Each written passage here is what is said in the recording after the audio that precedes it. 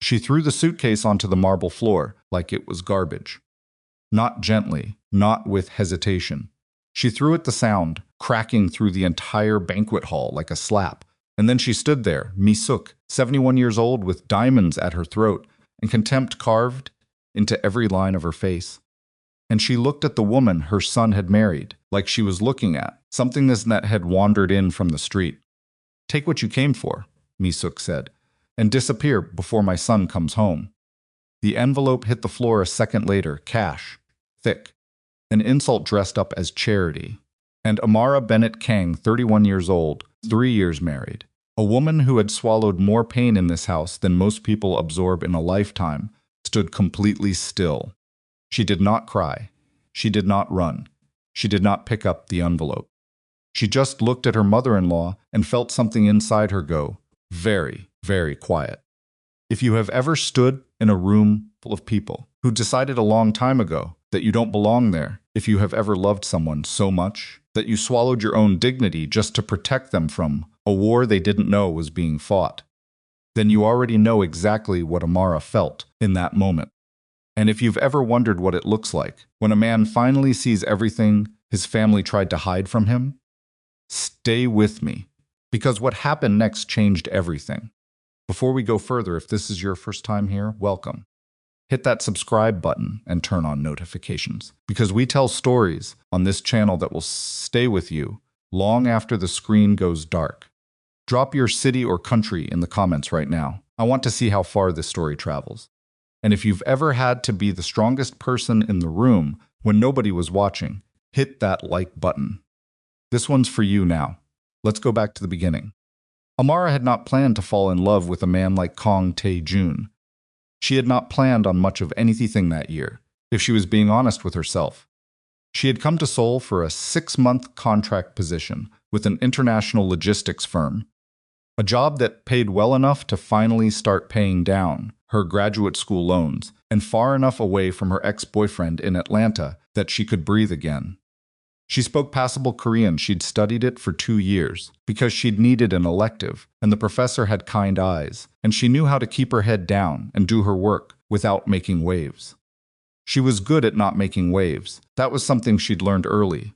Growing up in a house where the wrong kind of noise got you ignored at best and punished at worst. Her mother had been a practical woman, not a warm one, and Amara had inherited her mother's practicality without ever quite losing her own longing for warmth. She was the kind of woman who cried in parking lots and laughed loudly at dinner tables, who remembered everyone's birthday and forgot to eat lunch, who gave more of herself than she probably should have, and then lay awake at night wondering why she always ended up exhausted. She met Tae-jun at a business function she'd attended because her manager got sick and someone had to go. She'd worn the wrong shoes, too casual for the room, and spent the first 40 minutes standing near a window, pretending to check her phone, while trying to figure out which of the waitstaff she could ask for directions to the bathroom without, drawing attention to the fact that she'd completely forgotten where it was. Third door on the left, past the main corridor, a voice said beside her. "You've been looking in that direction for 6 minutes." She turned around. He was not what she expected. She hadn't been expecting anyone. But if she'd had to describe what a Korean mafia boss looked like, she probably wouldn't have started with the slight tension around the eyes, the kind that comes from too many late nights and not enough nights where someone asks if you're okay. She wouldn't have started with the way his jacket didn't quite fit, the way expensive jackets should fit on powerful men, like he'd put it on in a hurry. She would have started with the controlled stillness. Everyone else in the room gave him the way people moved out of his path without appearing to notice they were doing it, and that was genuinely unsettling. But what she actually said, because Amara had never been good at performing impressiveness when she was caught off guard, was, 6 minutes? You were counting? He looked at her for a moment that lasted a beat too long. I was counting, he said. She didn't know what to do with that. So she said thank you and went to find the bathroom and spent the entire walk back, reminding herself that powerful Korean men at formal business functions did not talk to logistics contract workers from Atlanta for any reason that ended well. He found her again an hour later. He asked her a question about international freight routing that was either genuinely curious or the most elaborate professional conversation opener she had ever encountered. She answered it. She knew the answer. She was good at her job and then asked a follow-up question about his own supply chain issues because she was genuinely curious and also because the conversation was more interesting than standing near a window again. They talked for 2 hours. She missed her cab. He offered his driver. She declined twice and then accepted because it was raining and she couldn't find another ride. And she told herself it didn't mean anything. It meant something. It took 3 months and an honesty that surprised both of them, Tae-jun telling her exactly what he was, what his organization was, the kind of life she'd be choosing if she chose him, not making it romantic, not making it a fantasy, saying it plainly the way someone says something. They've been rehearsing because they're afraid of the answer before she said yes to a second dinner. It took 6 more months before she trusted it. It took one afternoon where she'd gotten sick genuinely, miserably sick, the kind where you stop caring about how you look and just want someone to bring you. Soup and Tae-jun had driven himself, without a driver, without announcement, with a bag from the small restaurant near her apartment that she'd mentioned exactly once in past, and he'd sat on the floor outside her apartment door because she hadn't answered fast enough and he'd been worried she'd fallen. She opened the door and found him sitting on the floor with soup, and she started crying. Not gracefully. She cried the ugly way, the exhausted way, and he didn't try to fix it or make a speech about it. He just moved so she could sit beside him and handed her the soup and said nothing until she was ready. She was not the kind of woman who believed in grand gestures. She believed in floors and soup and silence that didn't need to be filled. She married him 14 months after they met. The wedding was not what his family wanted. Mi-suk had spent years imagining a very specific daughter-in-law Korean, from one of 3 acceptable family backgrounds, someone whose presence strengthened the Kang name in the ways that mattered to the Kang world. Mi-suk had imagined arrangements, alliances, the kind of marriage that came with a contract dressed up as affection. She had not imagined Amara. She could not have imagined Amara. At the wedding, Mi-suk had been polite, the way a closed door is polite. Present solid, impenetrable. She'd smiled in the photographs. She'd said the correct things. She'd watched her son look at his wife with something Mi-suk privately categorized as dangerous sentiment, and she'd decided then and there that this marriage would not last because she would make certain it didn't. Amara felt it. She had good instincts she'd needed them growing up, and she felt the temperature in every room that Mi-suk occupied drop about 10 degrees whenever Tae-jun wasn't present.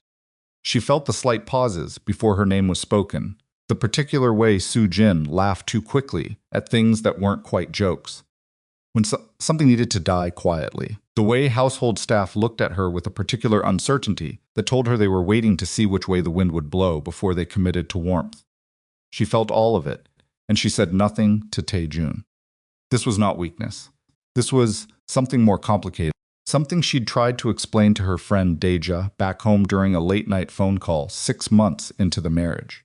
He's fighting real battles out there, she'd said, sitting on the floor of the master bedroom closet, because it was the one room in the enormous house where the walls didn't feel like they were leaning in. Real ones, Deja. I can't come home every night with a report on who looked at me wrong. He'd go to war with his own mother, and then I'd be the woman who broke up his family, and I'd have to live with that.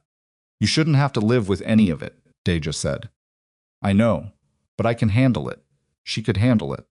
She was good at handling it.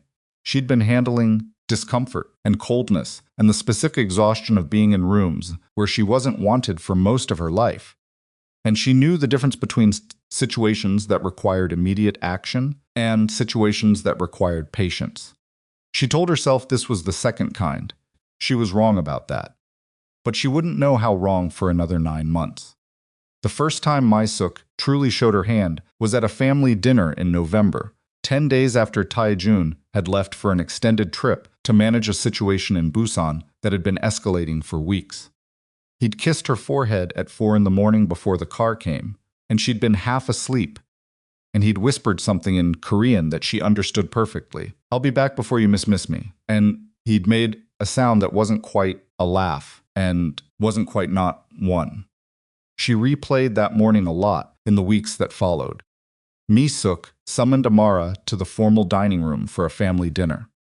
The phrasing of the invitation was careful. It was phrased as an invitation rather than a directive, which told Amara that Mi-suk was still performing consideration when it suited her. She dressed carefully, wore the earrings Tae-jun had given her for their anniversary, and walked into the dining room with her shoulders straight. Her chair was gone, not pushed aside, not moved to a different position. Gone. The table was set for 6 Mi-suk, Soo-jin, Dae-hyun, and 3 relatives Amara recognized from family photographs, and every place had a chair except the one where Amara would have sat. She stood in the doorway for a moment. Mi-suk looked up from her conversation with the ease of someone who had entirely forgotten something they had deliberately arranged. "Oh," she said, "I didn't think you'd be joining us tonight." The room went quiet, not the quiet of people who were surprised. The quiet of people who had been waiting. Amara looked at her mother-in-law. She looked at the table. She looked at the 6 people seated comfortably in their chairs, looking back at her with expressions ranging from carefully neutral to barely concealed satisfaction. "You made the invitation," Amara said. Her voice came out steady. She was surprised by that she didn't feel steady. She felt like the floor had shifted under her feet. Mi-suk tilted her head. "I thought perhaps you'd be more comfortable having something sent to your room. It can be lonely sitting at a table where you don't speak the language." "I speak Korean," Amara said. "Enough of it," Mi-suk said. And then she turned back to her conversation. There was a long silence. Tae-jun, Tae-jun's uncle, 58 years old, a man with the specific kind of smile that never fully reached eyes, looked at Amara with what could have been read as sympathy and said, "Why don't you sit in the small dining room? I'll have something sent over. It's a family gathering. Traditional. Traditional." That word. Amara understood exactly what it meant and exactly what it didn't mean. It didn't mean traditional. It meant she was not family, and everyone at the table knew it, and the question was simply whether she was going to make a scene or whether she was going to walk away and let them have this. She walked away. She ate alone in the small dining room off the kitchen, the one used for staff meals, and she sat very straight and ate everything on her plate and did not allow herself to cry until she was back in her bedroom, with the door closed and the lights off. And even then she cried quietly, the way she'd learned to cry when she was young, and the walls were thin. She did not call Tae-jun. She wanted to. She picked up her phone 3 times.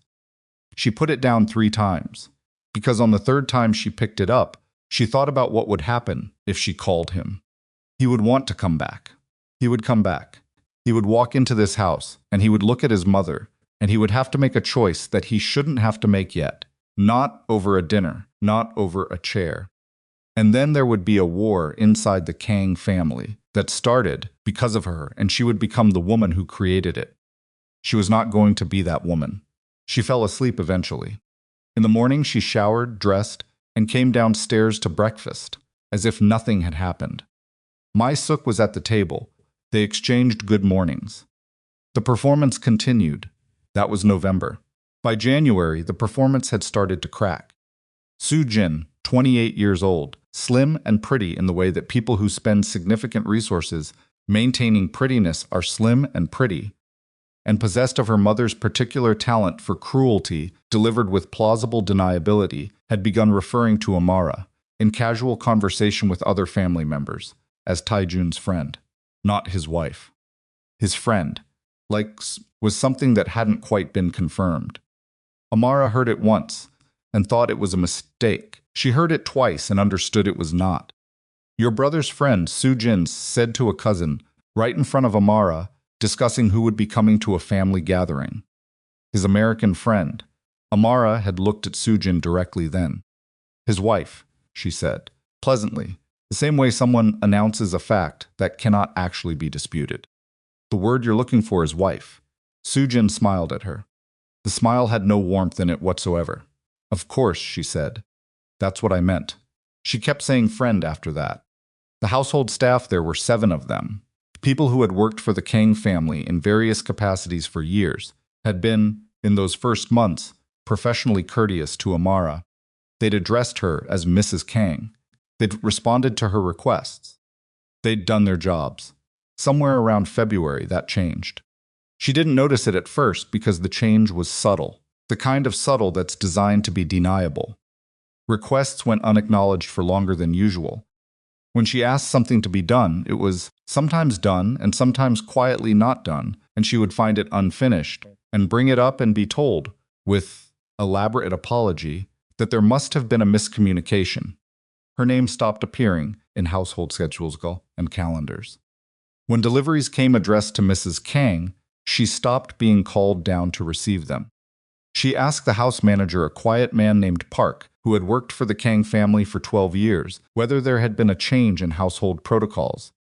Park looked at her with something she couldn't quite read. "I'll look into it," he said. He looked into it, apparently, because things improved about 2 weeks, and then quietly returned to what they had been. She understood then that Mi-suk had spoken to the staff. Not directly. Mi-suk was too careful for something that direct. But the message had been delivered through some conduit Amara couldn't identify, and the staff had understood the message, and now they were waiting, the same way they'd been waiting since the beginning, to see which way the wind would blow. The wind apparently was blowing against her. She was still not telling Tae-jun. She called Deja and said, "Things are getting harder." "Define harder," Deja said. Amara tried to define harder and found that the individual pieces sounded small when she described them. A chair, a word, a name. Delayed responses from household staff. Photographs taken without her at family gatherings. An invitation that arrived with everyone's name except hers. "That's not small," Deja said when she was done. "That's systematic. Those people are running a campaign against you. I know that. So why are you still protecting him from knowing?" Amara was quiet for a long time. "Because," she said finally, "when he finds out, and he will find out, I know he will find out, I want it to be real. I want him to see it himself. I don't want it filtered through my pain, because then he'll be reacting to my hurt feelings and not to what's actually happening." Deja exhaled slowly. "Baby," she said, "what's actually happening is that your hurt feelings are accurate information." Amara knew that. She also knew she wasn't ready. Not yet. She was still calculating, still trying to understand the full shape of what was being done to her before she brought it into her marriage and let it change everything. It would change. She was not a woman who moved without knowing what she was moving toward, which was why, in March, when she found the jewelry, she did not panic. She found it in the drawer of her dressing table, a small jade brooch, unmistakably part of a set she'd seen in photographs of Kang family heirlooms, a set that was supposed to be kept in the family's secure collection. She had never touched it. She had never been given access to the collection. The brooch had no reason to be in her drawer. She sat very still for about 4 minutes, looking at it. Then she photographed it, photographed the drawer, photographed the placement from multiple angles, and placed it exactly where she'd found it. She did not move it. She did not report it. She closed the drawer and took a breath and thought through what this meant. It meant the situation had changed categories. It was no longer cold shoulders and removed chairs. It was evidence, planted evidence, which meant someone in this house was constructing a case against her, which meant whatever they were planning was not about making her uncomfortable.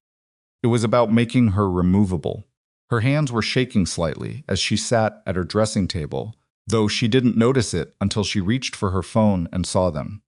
She thought about Tae-jun. She thought about the way he'd looked at her at their wedding, not the performed looking of a man at an event, but the actual, unguarded moment when she'd walked toward him, and he'd gone very still in the way that people go still when something catches them in the chest. She thought about the floor outside her apartment. She thought about the soup. She thought about all the ways he had tried to give her a life that was safe. And then she thought about the fact that the people living inside that life with her were quietly, systematically working to destroy it. And he didn't know.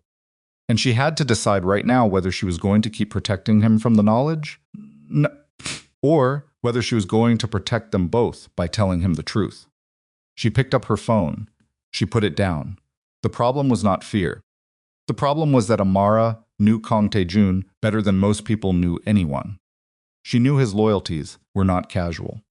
She knew that family, the idea of family, the architecture of blood obligations was something Tae-jun had built his entire sense of safety around. After a childhood, she knew only in fragments because he didn't talk about it easily. She knew that asking him to burn that architecture down meant asking him to believe her over the people who'd raised him, and she was not certain. She was not certain that he was ready for that. She needed to be sure. She needed more than a brooch in a drawer and cold shoulders and a missing chair. She needed something solid, something that couldn't be reframed or recontextualized or attributed to a misunderstanding. She photographed the brooch again. She would wait. She was still waiting in April, when Dae-hyun made his first direct move.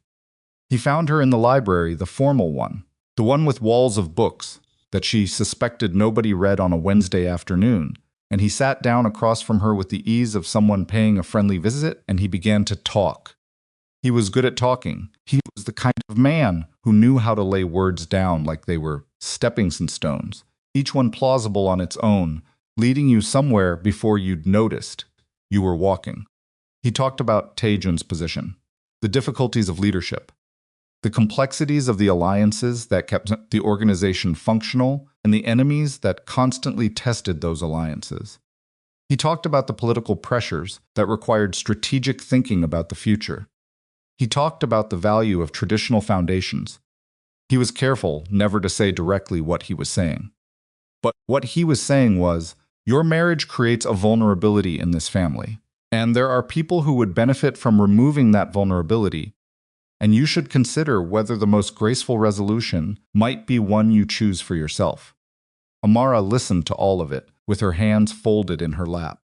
When he was finished, she said, "Is there something specific you'd like to ask me?" Dae-hyun looked at her. There was a flicker behind his eyes. Something that wasn't entirely comfortable. "I'm simply sharing context," he said. "You're suggesting I should consider leaving my marriage," Amara said. Not aggressively, factually. "On the grounds that my presence creates complications you'd prefer to resolve without my participation." Silence. "I think you should be realistic," Dae-hyun said finally. "I am realistic," Amara said. "I'm realistic enough to know that this conversation didn't happen." She stood up, set her book aside, and walked out of the library. She made it all the way to the garden before her knees started to feel uncertain beneath her. She sat on the cold bench near the stone wall and stared at the winter grass and tried to think past the noise in her head. Dae-hyun had been careful, but not careful enough.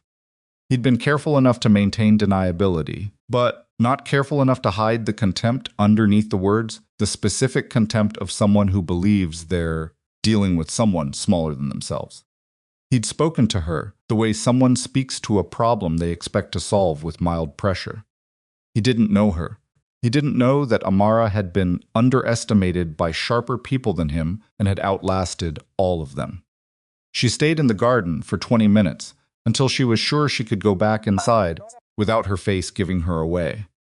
And that night, for the first time, she opened the photographs on her phone, the brooch, the drawer, the angle of placement, and she emailed them to herself with a subject line that said, "Documentation." She made a note of the date. She made a note of Dae-yeon's conversation with as much verbatim accuracy as she could recall. She made a note of every incident she could remember, working backward, with dates. She was no longer simply waiting.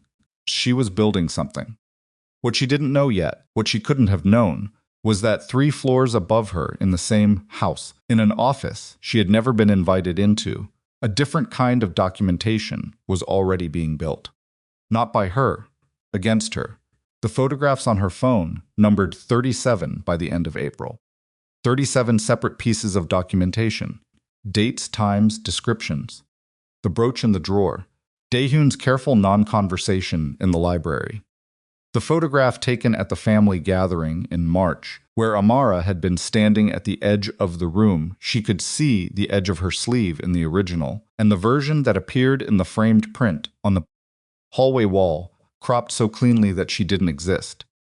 Notes from the household scheduling calendar, where her name had been quietly removed from the guest lists for 2 private dinners Tae-jun hadn't attended. A voicemail from Mi-suk's personal assistant telling her that the car had been unavailable on the afternoon she'd requested it, despite her seeing that same car sitting idle in the garage when she looked out the window 40 minutes later. 37 pieces of a picture she was still assembling. She kept the file on her phone and a backup on a cloud account that used an email address nobody in the Kang household knew existed. That part had been Deja's suggestion, delivered with the specific authority of someone who had watched too many of the people she loved trust too much in the wrong people. You have to think like they think, Deja had said. Right now they're betting you love him too much to fight back. So fight back like someone who loves him enough to protect both of you. Amara had not told Deja about Dae-hyun's suggestion in the library. She'd told her about the brooch. She'd told her about the chair and the staff and the photographs.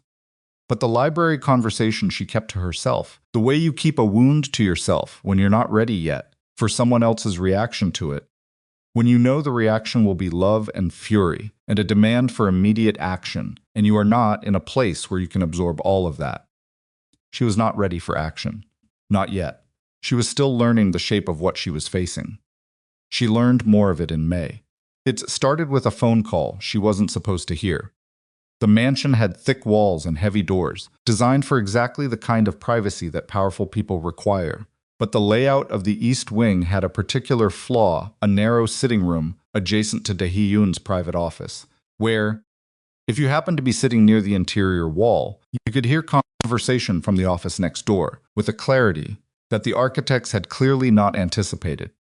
Amara had discovered this accidentally in her first month in the house and had never mentioned it to anyone, partly because it seemed like the kind of information that was better held quietly, and partly because she'd been taught early that you pay attention to the rooms. People don't expect you to be listening in.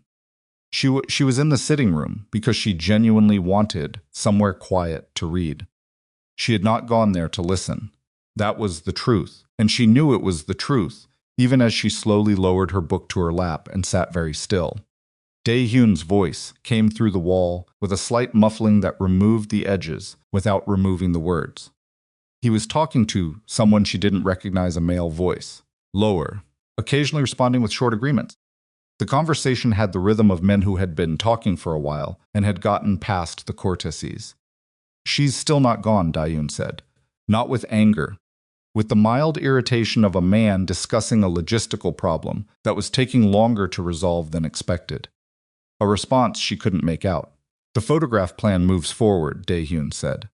"Park has already confirmed access to her private rooms. Once the documentation is in place, it won't matter what she says." Her chest went cold. She sat absolutely still and breathed very carefully and listened. "Mi-suk is handling the staff transition. Once the household stops deferring to her, she has no authority here. None. She'll have nowhere to stand." A pause. "Tae-jun is the issue. He won't let this go quietly. That's why the evidence has to be watertight before he comes home." A longer pause. The other voice said something she couldn't catch. Dae-hyun laughed. It was not a warm laugh. "He'll be devastated," he said. "That's exactly the point. A devastated man makes emotional decisions. He cuts her off fast because he's humiliated. He doesn't investigate. He just wants it over." Silence from the other voice. "The brooch was the start," Dae-hyun said. "By the time we're done, she'll look like she's been systematically stealing from this family for 2 years. Financial records, physical items, testimony from staff. She won't just lose the marriage. She'll lose everything she thinks she has." Amara's hand, she noticed distantly, had gone completely white around the edges of her book. She looked at it like it belonged to someone else. She waited. She listened. She heard the end of the conversation. Business matters. Dates. A name she filed away, and then heard the sound of the office door opening and closing, and Dae-hyun's footsteps moving away down the corridor. She sat in the sit-room for 11 minutes. She counted them. Then she stood up, smoothed her clothes, walked upstairs to her bedroom, closed the door, and sat on the edge of the bed with her hands on her knees. She thought about Tae-jun. She thought about a man coming home to evidence carefully constructed, professionally staged, delivered with the weight of family consensus that his wife had been stealing from him. She thought about what it would feel like to hear that from your mother. From your uncle. From household staff you'd trusted for 12 years. She thought about the specific suffocating weight of a betrayal that arrives already wrapped in proof. She thought about whether he would believe it. She didn't know. That was the part she kept returning to, circling like a wound she couldn't stop touching. She knew he loved her. She knew he trusted her. But she also knew that trust was a thing that lived in the mind, and the mind could be manipulated by enough pressure from enough directions. And she had seen Tae-jun under pressure enough times to know that it didn't soften him, it hardened him. And hardened men sometimes made mistakes in the direction of the people who were already there, already known, already family. She did not let herself spiral. She was not a woman who spiraled. She was a woman who sat with terrible information until it stopped being terrible and started being something she could work with. By the time she stood up from the edge of the bed, she had made two decisions. The first was that she was going to stop being passive. The second was that she was going to need help. She called Dija. Not to process, not to cry. To ask a specific question. Do you still know that paralegal? The one who worked for your firm before she went independent? Sandra? A pause. Yeah. Why? I need someone who knows how to document things correctly. Evidence collection. Chain of custody. The kind of documentation that holds up. A silence on the other end of the line that stretched for long enough that Amara could hear Deja breathing. Amara, I know. How bad? They're building a case against me, Amara said. Financial theft. Staged evidence. Staff testimony. The whole thing. I don't know how much time I have before Tae-jun comes back and walks into it. Deja said something sharp and specific under her breath. Send Sandra a message tonight, Amara said. Tell her I'll pay her rate. I need to know how to protect myself. I'll call her myself, Deja said. Tonight, give me an hour. Amara said thank you and hung up, and then sat very quietly and allowed herself 30 seconds of something that wasn't exactly fear, but was close enough to fear that the distinction didn't matter much. Then she opened her phone and started adding to her documentation file. Sandra turned out to be a small, serious woman who communicated primarily through encrypted messages and had the specific energy of someone who had seen enough to be permanently unsurprised by human behavior. She reviewed Amara's documentation, asked precise questions, and within 48 hours had provided Amara with a framework for what she needed to capture, how to capture it, and what formats would be most defensible. The brooch is good, Sandra said via message, but you need contemporaneous notes, not just photographs. You need to be able to show when you found it, exact location, exact condition. You need witnesses if possible, even peripheral ones. Amara had no witnesses. That was the problem. The house was full of people who had already chosen a side, or were too afraid to choose, which amounted to the same thing. But she had something else.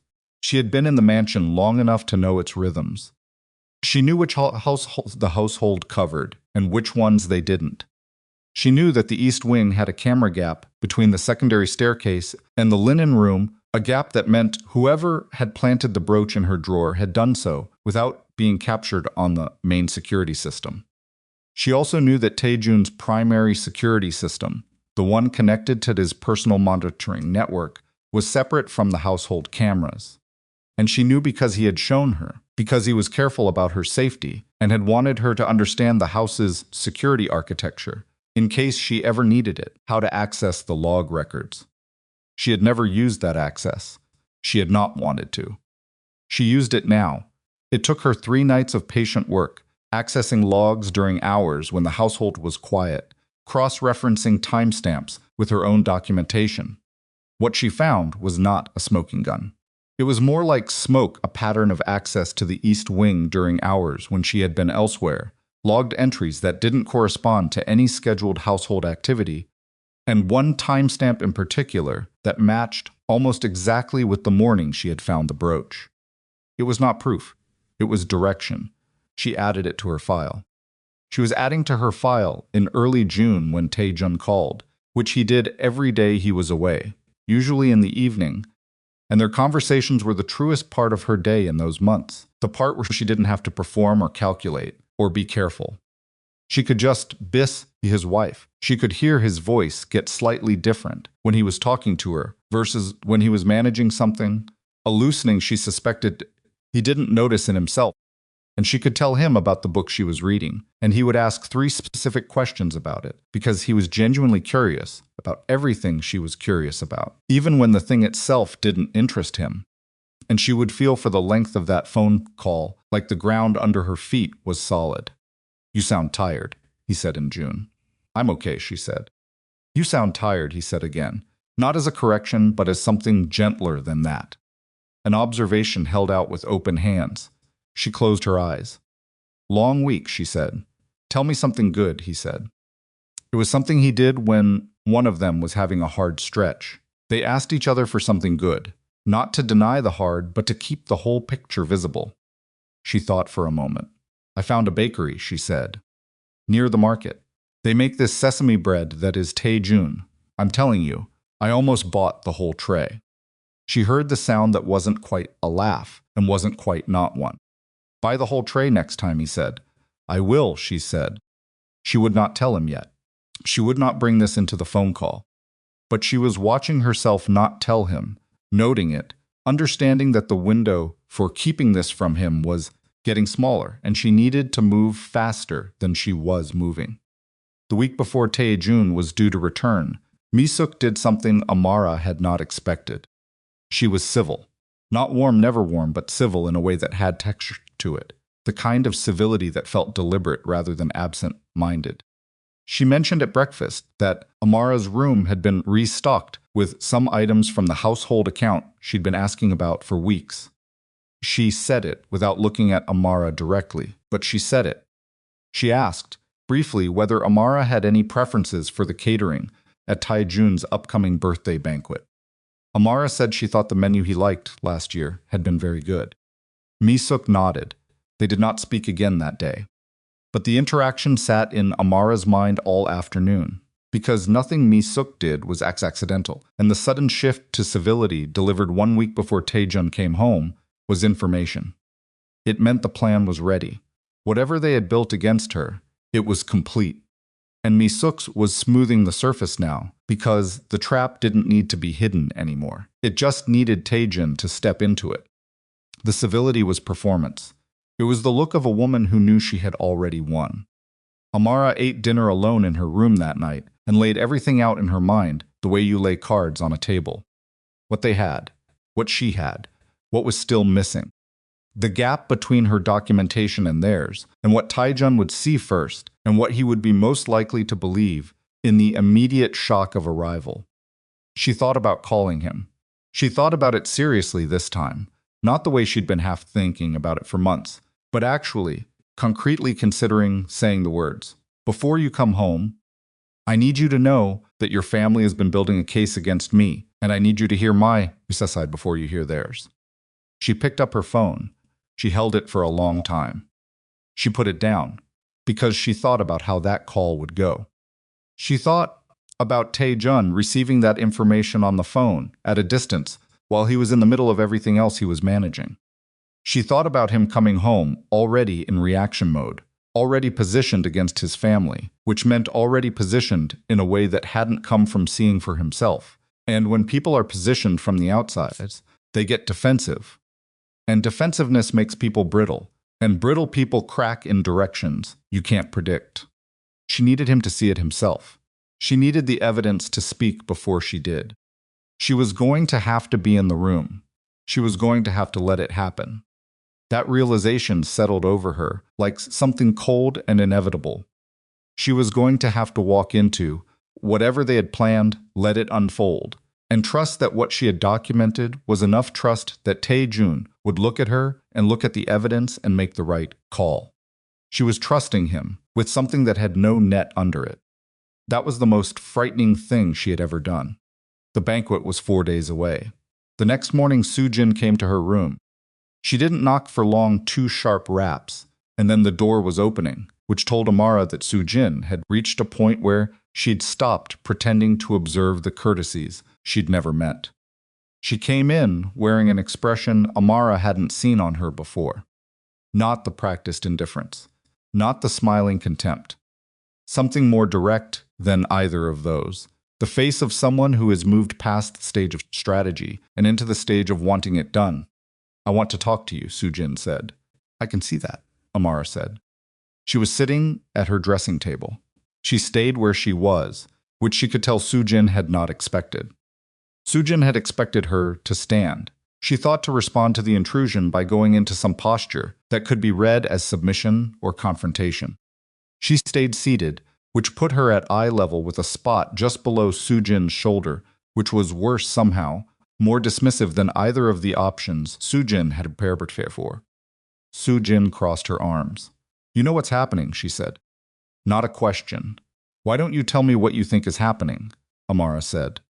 You have to go, Soo-jin said. The directness when it came was almost a relief. 4 months of sideways cruelty, and here was the thing itself, plain and ugly. This marriage is damaging to this family. You know it is. You're not stupid. Thank you for confirming that, Amara said. My brother's position depends on alliances. Real alliances. The kind of alliances that requires. She stopped. Recalibrated. You don't fit here. You've never fit here. And you're going to damage him by staying. Amara turned to face her fully. Soo-jin, she said, let me be clear with you. I am not going anywhere. I understand that's inconvenient. I understand you've put a significant amount of effort into making this house something I wouldn't want to stay in, and I want you to know that I see that clearly every piece of it. The chair, the staff, the name, the photographs. She paused. The brooch.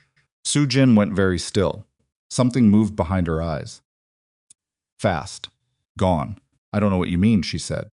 You do, Amara said, and you should know that I have documented everything. Not because I plan to use it against you. I want you to understand that. I documented it because I needed to protect myself, and I needed to protect my marriage. If you're genuinely concerned about what damages your brother, you should think carefully about that. Soo-jin's jaw tightened. You're threatening me, she said.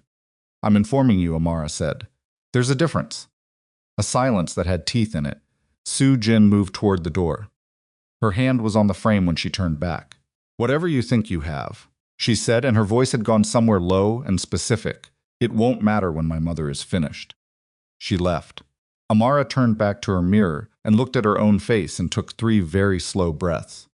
She had not planned to say any of that. It had come from somewhere that had been pressurized for months and had found a release valve in the directness of Soo-jin's entrance. She was not certain it had been wise. She was not certain it would change anything. But it had been true.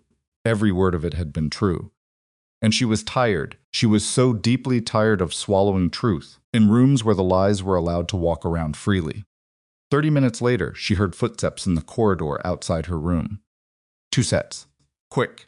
Mi-suk and Soo-jin. She could not hear what they were saying. But she could hear the tone of it, and the tone was the clipped, urgent rhythm of a plan being accelerated. They had moved the timeline. She understood that immediately and completely. Whatever they had planned for the banquet, whatever the full shape of it was, they were moving it forward. Which meant she had less time than she thought. Which meant Tae-jun's return was going to land in the middle of something already in motion. She opened her phone and called Deja. It's moving, she said when Deja picked up. I think they're moving faster now. Okay, Deja said, switching into the no-nonsense register that Amara loved about her. What do you need? I need you to be reachable. All day. Every day. Until this is over. I need you available the moment I tell you to move. I'm here, Deja said. I'm not going anywhere. And I need you to have Sandra on standby. If I call you and say the word ready, I need you to contact her immediately. A pause. Amara, Deja said, you're going to walk into this. Yes, on purpose. Another pause. You trust him that much, Deja said. Not a question. Amara looked out the window at the garden below, the stone bench where she'd sat after Dae-hun's conversation in the library, the winter grass, long since replaced by something living. I trust him, she said. I trust what we built. I trust that what's true is stronger than what they've constructed. Deja was quiet for a moment. Okay, she said finally. Okay, I'll be here. The banquet was in 3 days. The next day, Mi-suk summoned Amara to her private sitting room not through the household intercom, but through a handwritten note delivered by staff, which was the kind of formal gesture that meant Mi-suk was doing something she wanted to be able to say later had been conducted properly. Amara went. Mi-suk was sitting in the chair by the window. She looked older in daylight, not diminished. Not exactly, but the effort of maintaining the armor showed more without the softening of evening light. She was still formidable. She would be formidable until the end of her days. But she was also a woman who had made choices, and the choices were starting to show. "Sit down," Mi-suk said. Amara sat. "I want to offer you something," Mi-suk said. Her tone was formal, controlled. "Before the banquet.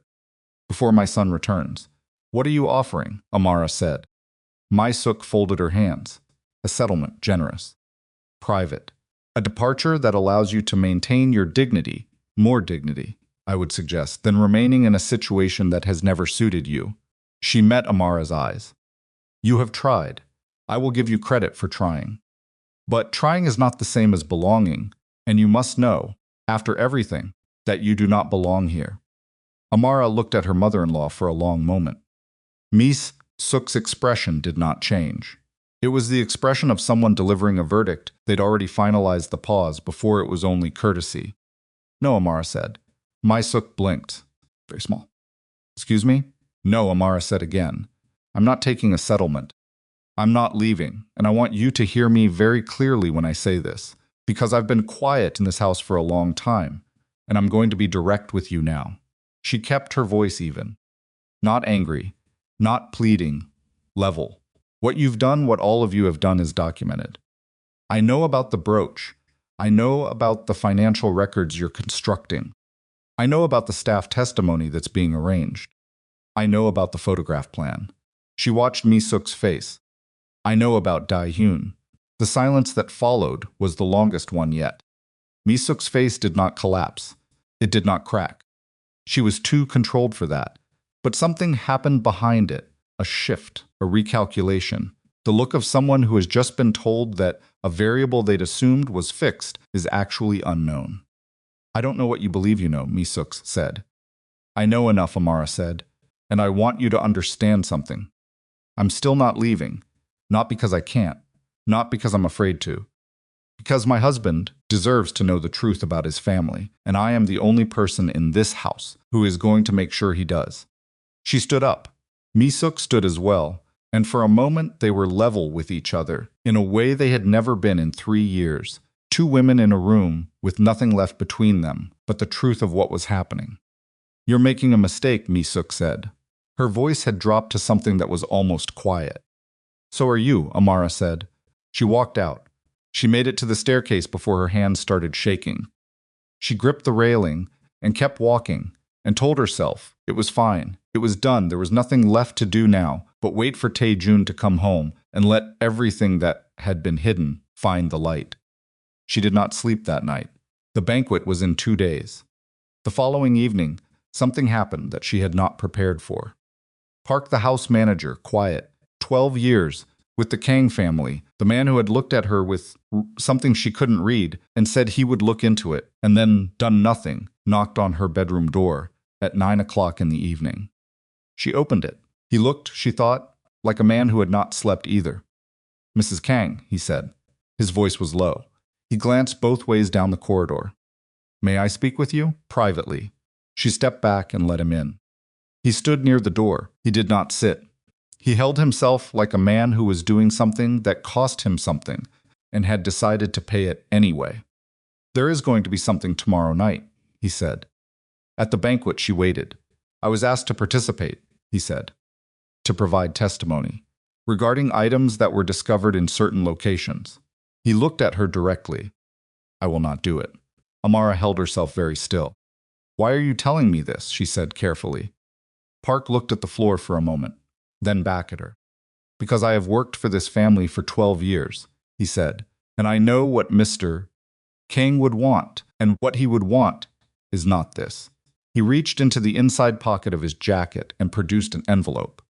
"This is a copy of everything I was given. Documents, instructions, the testimony I was asked to provide." He held it out to her. "I should have come to you sooner. I apologize for that." Amara took the envelope.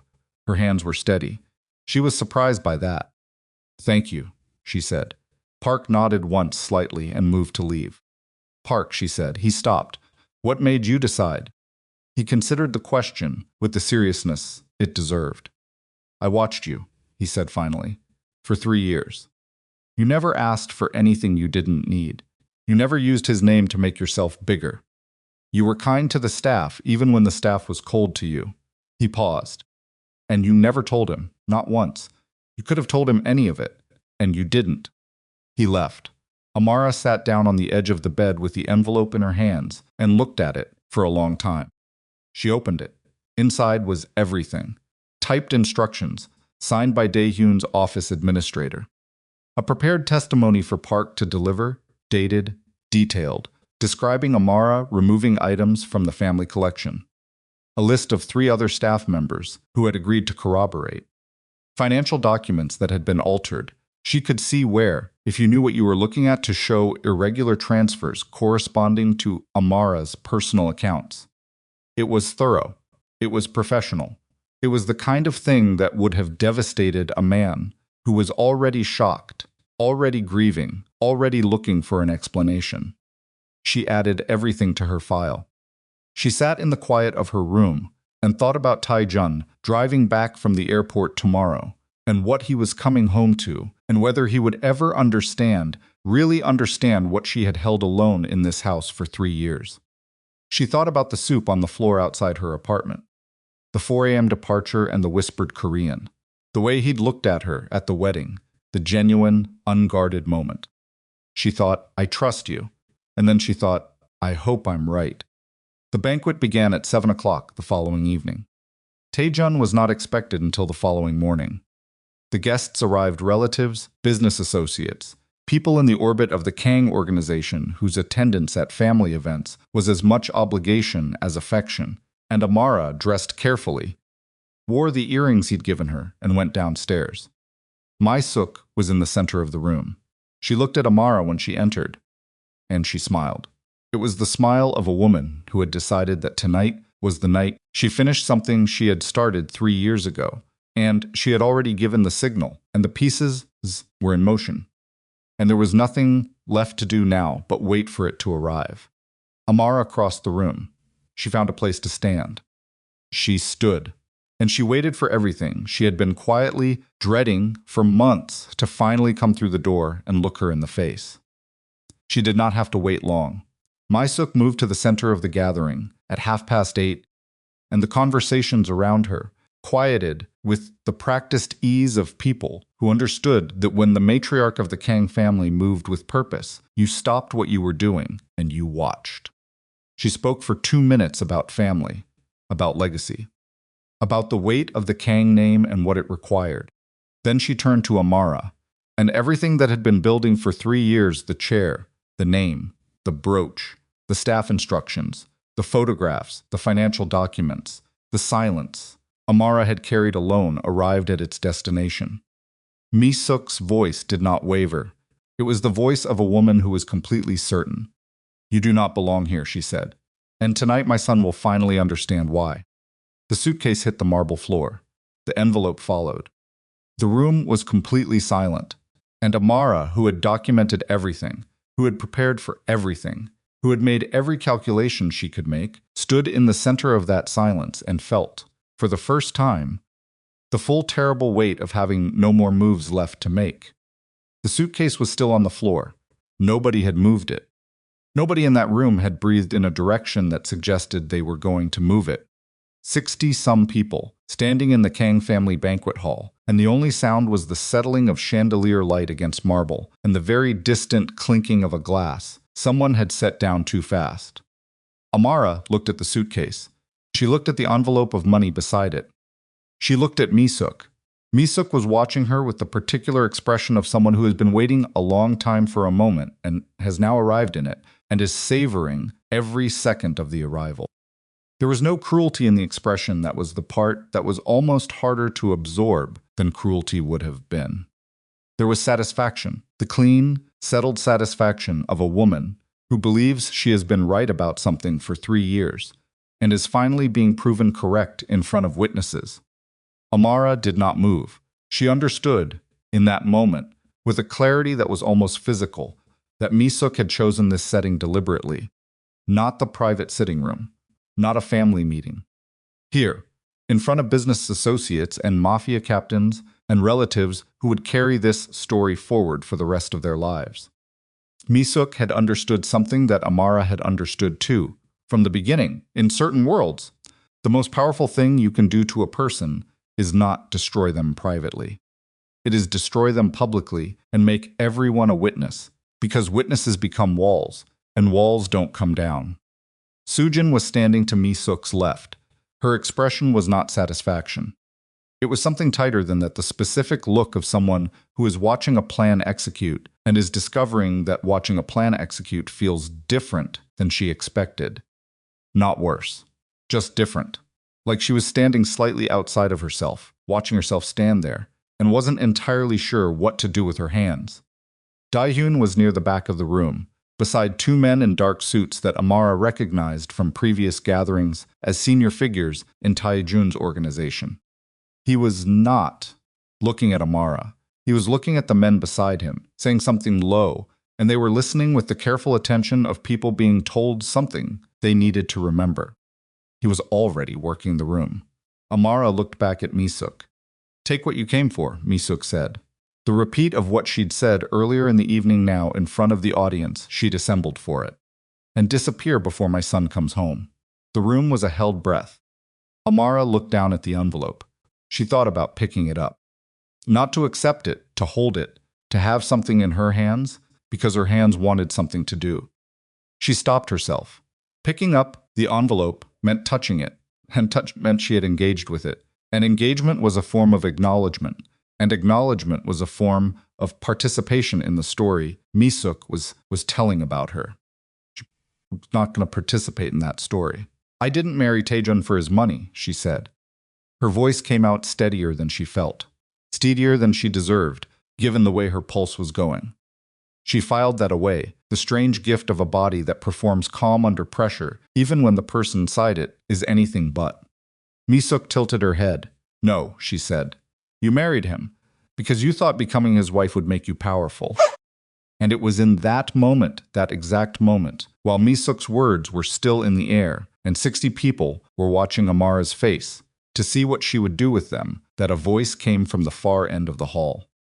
Not loud, not raised, just present, the way a temperature change is present when a door opens. "She doesn't need my power." The room did something rooms don't usually do.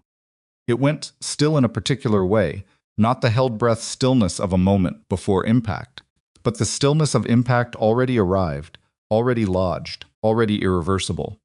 "She has me." Kang Tae-jun stepped out of the shadow of the private corridor entrance at the far end of the hall. Black suit, no tie. His face arranged in an expression that Amara had seen only twice before, in 3 years, not anger, not the operational coldness she'd seen him deploy against people who threatened his organization. Something more fundamental than either of those. The face of a man who has just watched something happen that he cannot unwatch, and who is now organizing himself around that fact. He walked into the light. The crowd parted for him the same way they always parted, without appearing to consciously do it, the way water moves around a stone. He crossed the room at a pace that was neither rushed nor slow. He stopped beside Amara. He did not look at her. Not yet. He was looking at his mother. Mi-suk's face had changed. The satisfaction was still there, but it had been joined by something else, a rapid, almost imperceptible recalculation. She had not expected him. She had prepared for a controlled demolition in his absence and a managed presentation of the aftermath on his return. She had not prepared for him to walk into the demolition itself. "Tae-jun," she said. Her voice was level. She was good. "You're home early." "I heard everything," he said. Not a revelation, not an accusation. A statement of fact, delivered with the flatness of someone removing a variable from an equation. He had returned through the private security corridor. Amara understood it immediately, the corridor that connected the eastern garage to the interior of the house, the one she'd known about but never used. He had been in the house. He had been in the house for some portion of the evening. The question was how long. The question was what he had heard, and from where and in what sequence. He had said he'd heard everything. Amara believed him. She looked at his face and she believed him, and she felt something shift underneath the terror of the last hour. Not relief. Not yet. Too soon for relief. Something more like the sensation of a rope going taut after a very long fall. Then he did look at her. It lasted less than 3 seconds. Long enough to ask a question without words, and receive an answer the same way. His jaw moved slightly, a tightening, and then he looked back at the room. "Activate the security screens," he said. The instruction was directed toward the man standing near the main panel at the far wall, a member of his security team, a man who had clearly accompanied him home and been given instructions before they entered. The man moved immediately. The screens came up, 4 of them, mounted in the upper corners of the banquet hall, normally used for business presentations. They flickered to life. The room made a sound, not words. A sound, a collective intake, that was somewhere between confusion and alarm. Mi-suk said, "Tae-jun, whatever you think you're doing." "I'm not thinking," he said. "I'm done thinking. This is what I know." The first recording began to play. It was audio with a timestamp, a conversation from 2 months prior. Dae-hyun's voice was clear. The other voice was the one Amara had only partially heard through the wall of the sitting room. On the screens, they could both be heard plainly, the conversation playing in full, the plan laid out in Dae-hyun's own words. The brooch, the photograph, the staff testimony, the financial records. The word devastated, Dae-hyun's casual prediction of his nephew's response, delivered with the specific confidence of a man who believed he understood exactly how to break someone. The room was absolutely silent. Amara watched Dae-hyun. He had gone very still near the back wall. The 2 men beside him had taken half a step away, subtle, probably not even conscious, the instinctive distancing of people who understand that proximity to certain people in certain moments is dangerous. Dae-hyun looked at the screens. His face did not collapse. He was too practiced for that. But his hands, Amara could see them from across the room. His hands found each other behind his back, and the knuckles went white. Tae-jun waited for the first recording to finish. Then he said quietly, "There's more." The second recording was financial. Narrated by Tae-jun's security chief in a flat, professional tone, a summary of irregularities discovered in the books of 2 of Tae-jun's legitimate holding companies. Numbers, dates, transfer patterns that traced back, when followed correctly, to accounts connected to Dae-hyun's personal financial network. Not Amara's accounts, Dae-hyun's. The theft hadn't been committed by Amara. The theft had been committed by the man who had spent months constructing evidence to make it look like hers. Amara absorbed this information and found that she was not surprised. She had suspected it. She had written it in her documentation file as a possibility. The logic that someone constructing a theft accusation usually did so to redirect attention from an actual theft but suspecting something, and hearing it confirmed in front of 60 witnesses were 2 different experiences. She heard a sound from across the room, Soo-jin, a sharp, involuntary sound like the word no since started, and then caught before it finished. Tae-jun turned toward his uncle. "How much?" he said. Dae-hyun said nothing. "How much did you take from my companies while you were busy staging evidence that my wife took from my home?" Still nothing. "Answer me," Tae-jun said. It was not loud. The lack of volume was the most frightening part. Dae-hyun raised his chin. When he spoke, his voice was measured the voice of a man who has been in difficult rooms before and knows how to move through them without losing his footing entirely.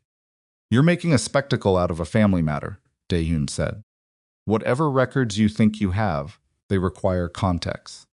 "You said my wife was a thief," Tae-jun said, "in front of my captains, my relatives, my business partners. You built a case, you planted evidence, you arranged false testimony, and then you stood in the back of this room tonight, while my mother threw my wife's suitcase on the floor." He paused. "While you stole from me." Dae-hyun met his eyes. "You need to think very carefully," he said, "about what happens next. You have obligations to this family that go beyond." "Stop," Tae-jun said. Dae-hyun stopped. "There is no family matter here," Tae-jun said. You chose. You chose to go after my wife instead of coming to me. You chose to steal from my organization instead of asking. You chose to stand here tonight and let this happen. He looked at his security chief. Contact the Financial Crimes Division, he said. Transfer the documentation. All of it. Tae-jun moved, then finally moved, the stillness breaking. You're going to report me? His voice shifted. The measured tone cracked somewhere underneath. I'm your family. I have been part of this organization since before you were running it. You are the reason my wife ate alone in a staff dining room, Tae-jun said. You are the reason she spent 3 years in this house being told she didn't belong here. You put that brooch in her drawer. You arranged for records to be falsified in her name. A pause. You sat at my table and looked at me and said nothing. The silence afterward was enormous. Tae-hyun looked around the room. He was looking for something support, a face that would hold steady, someone who would move. He found nothing. The faces around him were the faces of people who were reading the room as fast as possible and understanding what it meant. He looked at Mi-suk. Mi-suk did not look back. That, Amara thought distantly, was the moment Tae-jun understood what it meant to lose. Tae-jun turned to Soo-jin. Soo-jin had moved to a position near the wall, slightly removed from where she'd been standing. Her arms were crossed, and her face had done something complicated. The practiced composure wasn't entirely gone, but it had rearranged itself into something less certain. The face of a woman who had been very sure of the ground she was standing on, and was now revising that certainty in real time. The messages, Tae-jun said. Not to Soo-jin, to the screens. A third recording. Text messages between Soo-jin and Tae-hyun, displayed in sequence, time-stamped. The planning, the assignments. Soo-jin confirming that she had sourced the brooch from the family collection and passed it to someone with access to Amara's rooms. Soo-jin's response when Tae-hyun told her the financial records were ready, a single word. Good. Soo-jin made a sound. Those are private. You used private methods to destroy a private person, Tae-jun said. My wife. In my house. She doesn't belong here. Soo-jin started, and the words came out with a sudden heat that was clearly not planned. The heat of someone who had been believing something for so long that it had become the kind of truth that defends itself regardless of circumstance. She's never belonged here, Tae-jun. You know that. You know what this family needs, what the alliances need, what our name requires. Stop saying our name like you know what it means, Tae-jun said. His voice had not risen. It had done the opposite. The quieter he got, the more the room contracted around it. You used our name to justify cruelty. That's all you did. Soo-jin's mouth closed. Her eyes went bright in a way that was either anger or the precursor to something she would not allow herself to do in public.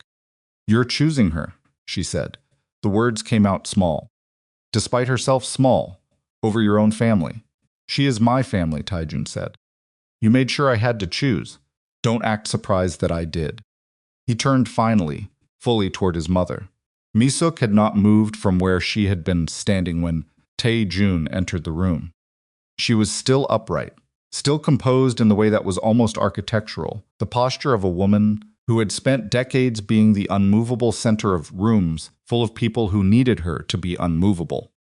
She was watching her son walk toward her with an expression that had traveled a long distance in a short time, through satisfaction, through shock, and had arrived somewhere that had no clear name. Something that might have been the beginning of loss, if she had been a woman who let herself feel the beginnings of things. Tae-jun stopped in front of her. They were the same height. She'd always said he got that from her.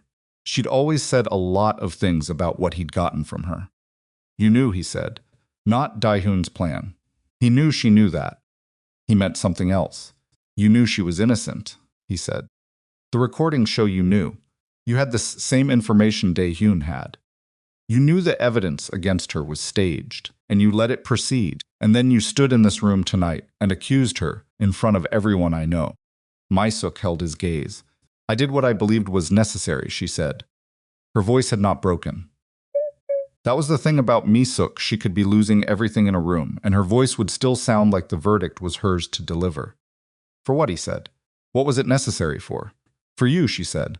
For what you need. For what this family needs from you. She stopped. She made a choice. He could see it, not to say the words she had been saying to herself for 3 years. She is not what I imagined for you. No, Tae-jun said. She's better. Something moved across My-suk's face. Very fast. Very deep. She protected me from you, he said. For 3 years, she knew what you were doing, and she said nothing to me. She protected my relationship with my family because she understood what it meant to me, even when my family was making her life in this house unbearable. She did that because she loves me, not because it was easy. Because she loves me. He stopped. You gave me my name, he said. She taught me what it should be worth. My-suk said nothing. Tae-jun looked at her for a long moment. Then he said what he said next quietly enough that Amara, standing across the room, could not hear the exact words. She would find out later what they were. For now, she only watched her husband speak to his mother in a room full of people who were very carefully not looking directly at either of them. And she watched Mi-suk receive the words with a stillness that was different from her earlier stillness. Not the stillness of controlled power, but the stillness of a woman who has run out of room. Then Tae-jun turned from his mother and walked back across the banquet hall. He walked to Amara. He stood in front of her. He looked at her the way he'd looked at her at the wedding, the unguarded version, the one that had nothing performed in it, and she saw the cost of the evening in his face. Not just the anger, the grief. The particular grief of learning that the people you loved were capable of something you did not believe they were capable of, and that you loved them before you knew it. And the knowledge doesn't make you stop loving them. It just makes the love different, heavier, shaped around an absence that used to be something else. She thought she would know what to say to him. She had imagined this moment in various forms for months. She had imagined the words she would use. She said none of them.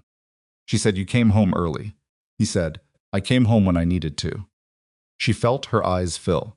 She did not try to stop it. She was past the point of stopping it. "I wanted to tell you," she said. "I wanted to tell you so many times, I know," he said. "I didn't want you to have to," he said again. Amara. He said her name the way he said it, when there were no other words available, when the name itself was the full sentence. "I know." He took her hand.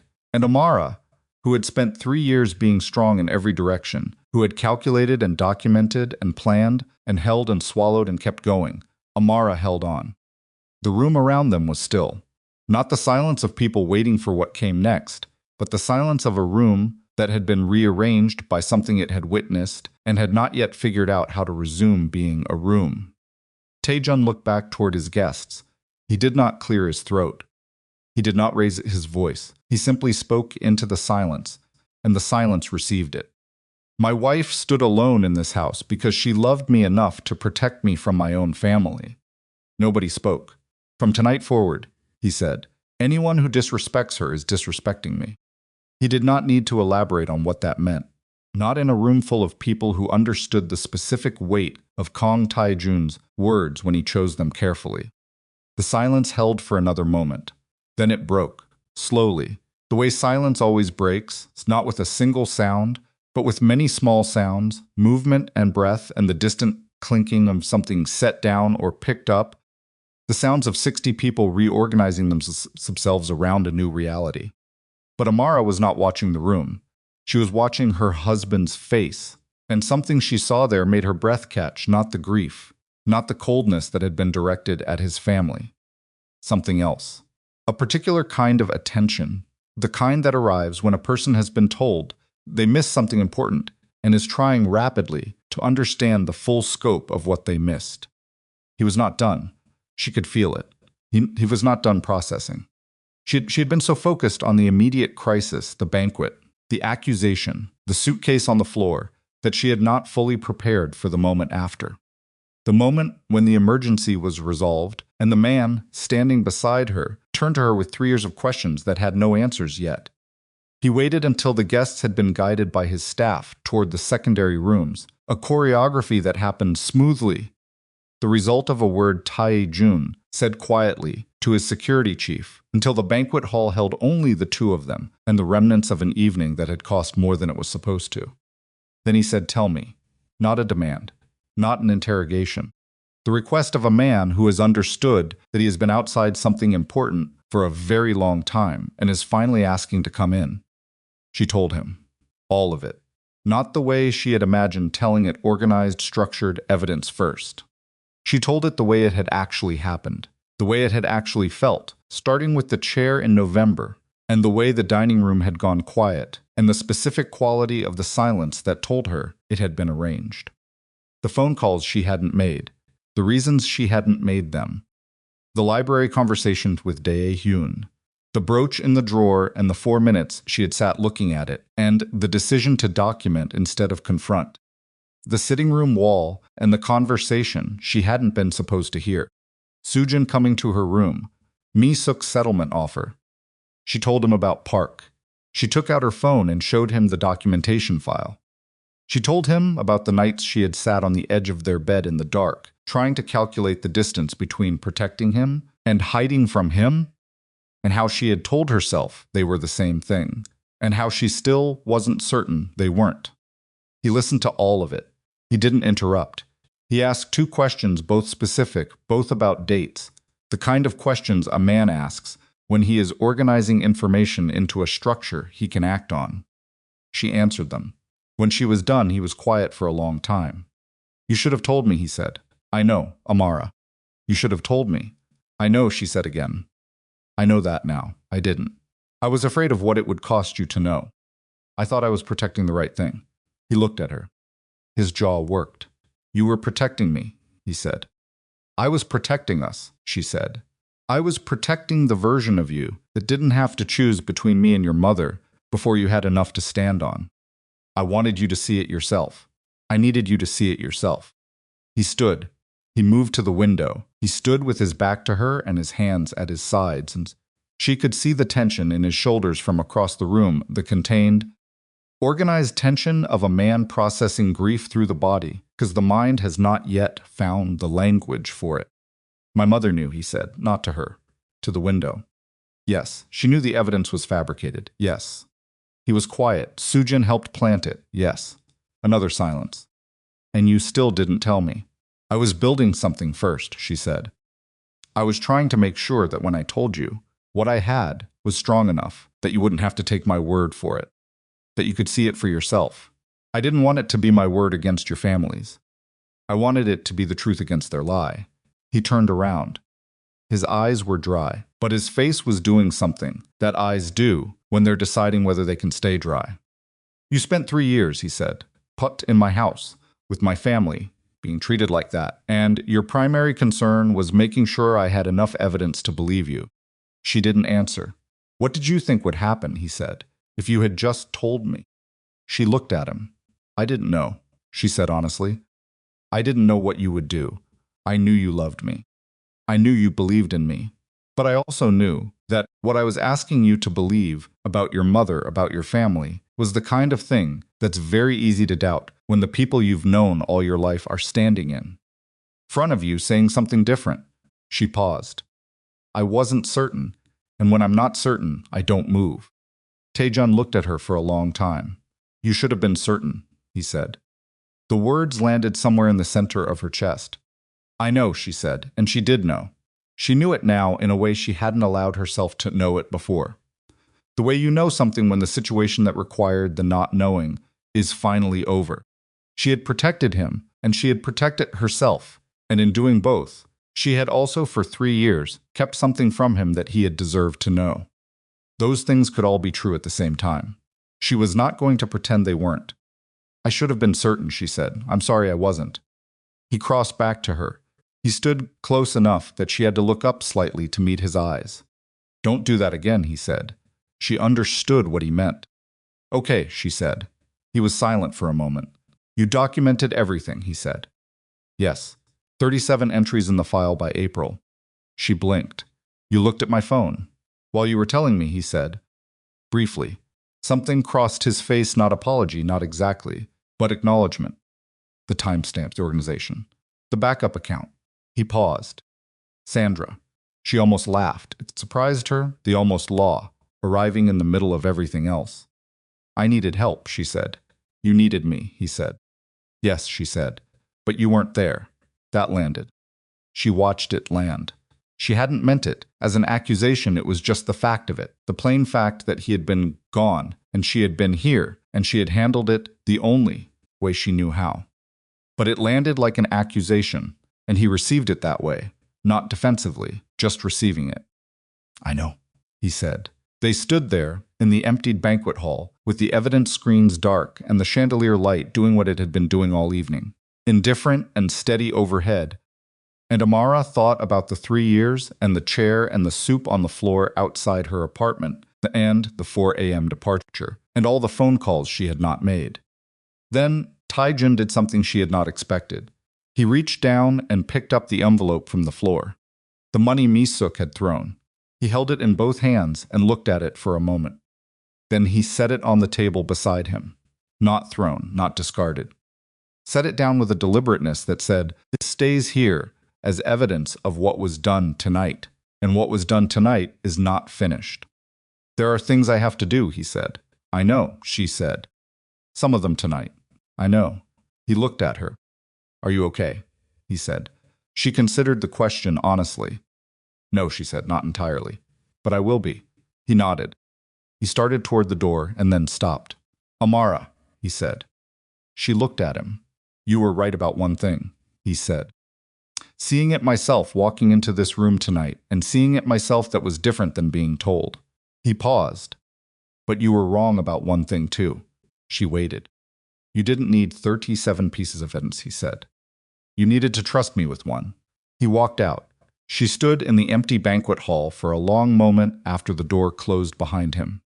She looked at the suitcase still on the marble floor. She looked at the envelope on the table. She looked at the dark screens on the walls. And she thought about what he had just said. And she thought about the 3 years. And she thought about all the ways love can look like protection, and protection can look like distance. And she understood with the specific, irreversible understanding that comes only after the crisis is over and the adrenaline has left, and you're standing in a room by yourself with the evidence of everything, that something had changed tonight. Not broken, changed. The marriage she walked into this banquet hall with and the marriage she was walking out of were not the same marriage. They were built on the same foundation, but the walls had been tested, and some of them had held, and some of them had needed to be rebuilt. And what she and Tae-jun did with the rubble of this night was going to determine everything that came after. She picked up the suitcase. She set it upright. She left it standing there, not packed, not thrown, not a weapon anymore. Then she walked out of the banquet hall and down the corridor toward the sound of her husband's voice, somewhere in the house, doing the things that still needed to be done. The house had never been so loud at midnight, not with music or celebration. Loud with the specific noise of a powerful man, taking apart what 3 generations had built, one room at a time, beginning with the people who had believed they were untouchable. Amara heard it from the second-floor corridor voices she didn't recognize. The particular cadence receiving instructions they understood were final. The sound of doors opening and closing, with the brisk efficiency of a machinery that had been activated and would not stop until it was finished.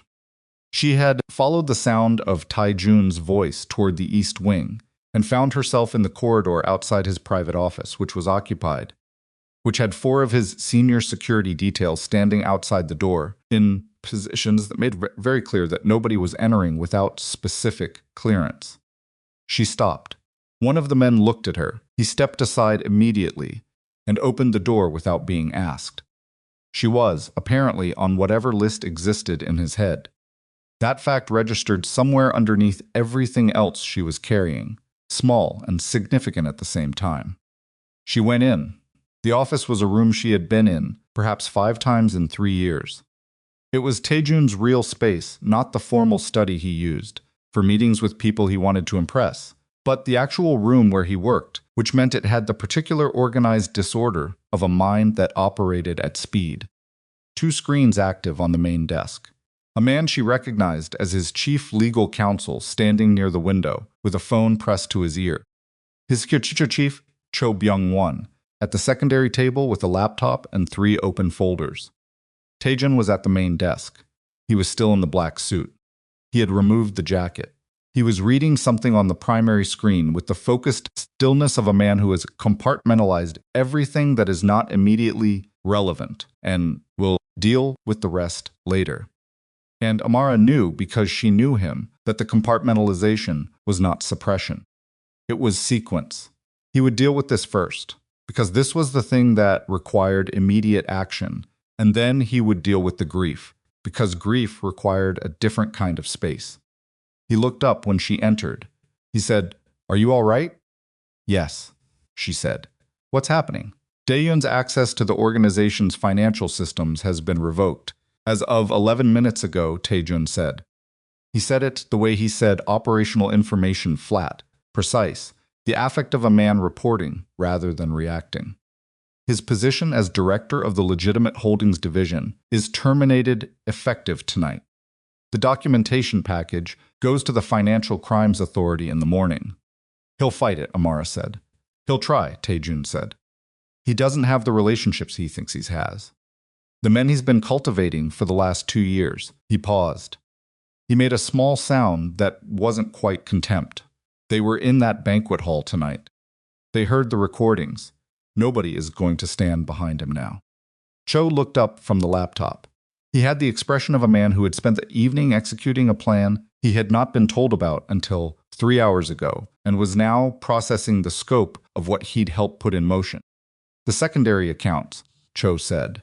The ones connected to the holding shell. Freeze them, Tae-jun said. Cho nodded and went back to the laptop. Amara looked at her husband. He was moving through this with a precision that was, she understood, the result of the same thing that had made him effective for 15 years in a world that punished hesitation, the ability to separate what he felt from what he needed to do, and do what needed doings first. But she could see the cost of it in the set of his shoulders, in the way his right hand, resting on the desk, was not entirely still, a barely perceptible movement, a single finger, tracing a small repeated path on the surface. She had learned to read that. It was the equivalent of what other people showed in their faces, except Tae-jun had spent 20 years training his face not to show things. Sujin, she said. He looked at her. What happens with Sujin? He was quiet for a moment. The kind of quiet that was not evasion, but calculation, not calculating what to say, calculating how much it was going to cost him to say it. Her access to the family accounts is suspended, he said. The business interests, she's been managing the legitimate ones. The real estate subsidiary, those are under review. She knew about the financial theft. Not all of it. But she knew enough and said nothing. He paused. She chose. Amara nodded. And your mother? The finger on the desk stopped moving. Not tonight, he said. She understood that too. Some conversations were not midnight conversations. Some things required daylight, or at least a version of himself that had slept and eaten and put some distance between the man who had walked into that banquet hall and the man who would have to sit across from his mother and say what needed to be said. Okay, she said. Cho cleared his throat. The Shin family, he said. They were at the banquet. Dae-hyun's contact the alliance discussion. Tae-jun looked at him. I'll handle the Shin family tomorrow, he said. Tonight, they watch what happens when people in my orbit mistake my patience for permission. They'll draw their own conclusions. Cho nodded. The legal counsel finished his call and turned from the window.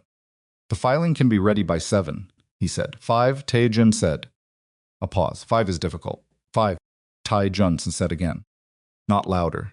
Just final. The counsel nodded and went back to his phone. Amara stood in the office for another few minutes, watching her husband work. He glanced at her twice, not distracted glances, deliberate ones, the kind that meant he was aware she was there, and wanted her to know he was aware. It was a small thing. It was not a small thing. She went to the chair near the east window and sat down. She was not going to leave him alone in this. He did not ask her to leave. They stayed like that for 2 hours, Amara in the chair, Tae-jun at the desk. The work proceeding around them in the organized rhythm of a man dismantling what had been done and building what would replace it. At one point, he stood and moved to the secondary table and had a low, rapid conversation with Cho in Korean that she followed about 70% of. The part she didn't follow was financial-specific account structures and transfer mechanisms that required vocabulary she didn't have. The part she did follow was enough. Around 2 in the morning, Cho and the counsel left. The door closed. The office was quiet. Tae-jun stood at the secondary table with his back to her, looking at the folders. He was not moving. He was just standing there, and she understood that the part he'd been holding at a distance had arrived now that the work was done and the room was empty. She waited. He turned around. His face was different now. The operational precision was still there. It was always there. It was structural for him, but underneath it, something had come through. He looked like a man who had run a long distance and had only just stopped moving and was feeling, for the first time, the full weight of how far he'd run. He said, "He was at my father's funeral." She looked at him. Dae-hyun. He gave the eulogy. He stood in front of everyone we knew and talked about what our family was and what it meant. He stopped. I believed him. She did not say anything. She recognized the specific territory. He was entering the kind of grief that doesn't announce itself cleanly but arrives as a series of specific memories that you now have to hold differently, weighted by what you know. "My mother," he said. He stopped again. He crossed the room and sat in the chair across from hers. He sat forward with his forearms on his knees, his hands loose, looking at the floor. "She knew this evidence was false," he said. "The recordings are clear. She knew from the beginning that what Dae-hyun had against you was manufactured. She knew." He looked up, "And she threw your suitcase on the floor anyway." "Yes," Amara said, "because she wanted you gone more than she wanted the truth." "Yes." He was quiet. "I need you to tell me something," he said. "Okay. Is there any piece of this that you kept back? Anything you chose not to document or not to include because you thought it would be too much or would change how I responded?" She looked at him. "No," she said. "Everything I know is in that file." He held her gaze. He was reading her, the way he read everything, not with suspicion, with the thoroughness of a man who needed to know the full territory he was operating in. "Okay," he said. Then the door opened. Both of them looked up. Mi-suk stood in the doorway. She was still dressed from the banquet. She had not changed, which meant she had not gone to her rooms, which meant she had been somewhere in this house for the last 2 hours waiting or thinking or doing whatever Mi-suk did when the structure around her was collapsing and she needed to find the next place to stand. She looked at Tae-jun. She did not look at Amara. "I need to speak with you," she said. Tae-jun stood. He moved to the office door. For a moment, Amara thought he was going to ask her to leave, to close the door, to have this conversation privately, which she would have understood. Instead, he held the door open and looked at his mother. "Come in," he said. Mi-suk came in. She looked, for the first time in 3 years, like a woman carrying something she hadn't figured out how to put down. Not weak Mi-suk would not be weak in this or any room but waited. The particular heaviness of someone who has run a long calculation and arrived at an answer they did not want. She sat in the chair Tae-jun had vacated. He stood. She looked at Amara then. It was not a long look. It was not an apologetic look. But it was a direct one, the first genuinely direct look she had ever given Amara, without the performance of pleasantness or the mask of contempt. Just direct. One person looking at another and acknowledging that they are in the same room and that that fact has weight. Then she looked at her son. "I want to explain," she said. "I heard everything, Ioma," he said. "There's nothing to explain." "There is," she said. Her voice was controlled, but there was something working underneath it. "You heard what I did. I want you to understand why." "Why?" he said. "Because I was afraid." The word landed in the room with the specific weight of a word that is true, coming from someone who has never allowed themselves to say it before. Tae-jun was still. "I was afraid," Mi-suk said again, "of what she would do to this family. Not out of cruelty, not because she stopped. She made a small adjustment, the adjustment of a woman choosing precision over self-protection. I have spent 40 years building what this family is. Your father and I built it together, and then I kept it after he was gone, and everything I did because I believed I was protecting it." "You were protecting your idea of it," Tae-jun said. "Yes," she said, "my idea of it." A pause. "I was wrong about her." She said it plainly, without excessive weight, not performing humility, simply reporting a conclusion she had reached. "I was wrong about what she is and what she would do to you. The recordings show that, what she chose. keeping silent, protecting your relationship with this family. That is not what I expected of her. Amara felt something move through her. Not satisfaction. Not forgiveness. Not yet. Too complicated for that. Something more like the particular sensation of being seen by someone who had spent 3 years refusing to see you and finding that it arrived later than it should have and cost more than it needed to and was still, despite everything, something. What I did was wrong, Mi-suk said. She was speaking to her son, but she was pitched toward Amara, not turning, not performing it, just pitched toward her the way a sound carries in a direction. What I asked the staff to do, the photographs, allowing Dae-hoon's plan to proceed, it was wrong. I knew it was wrong and I continued.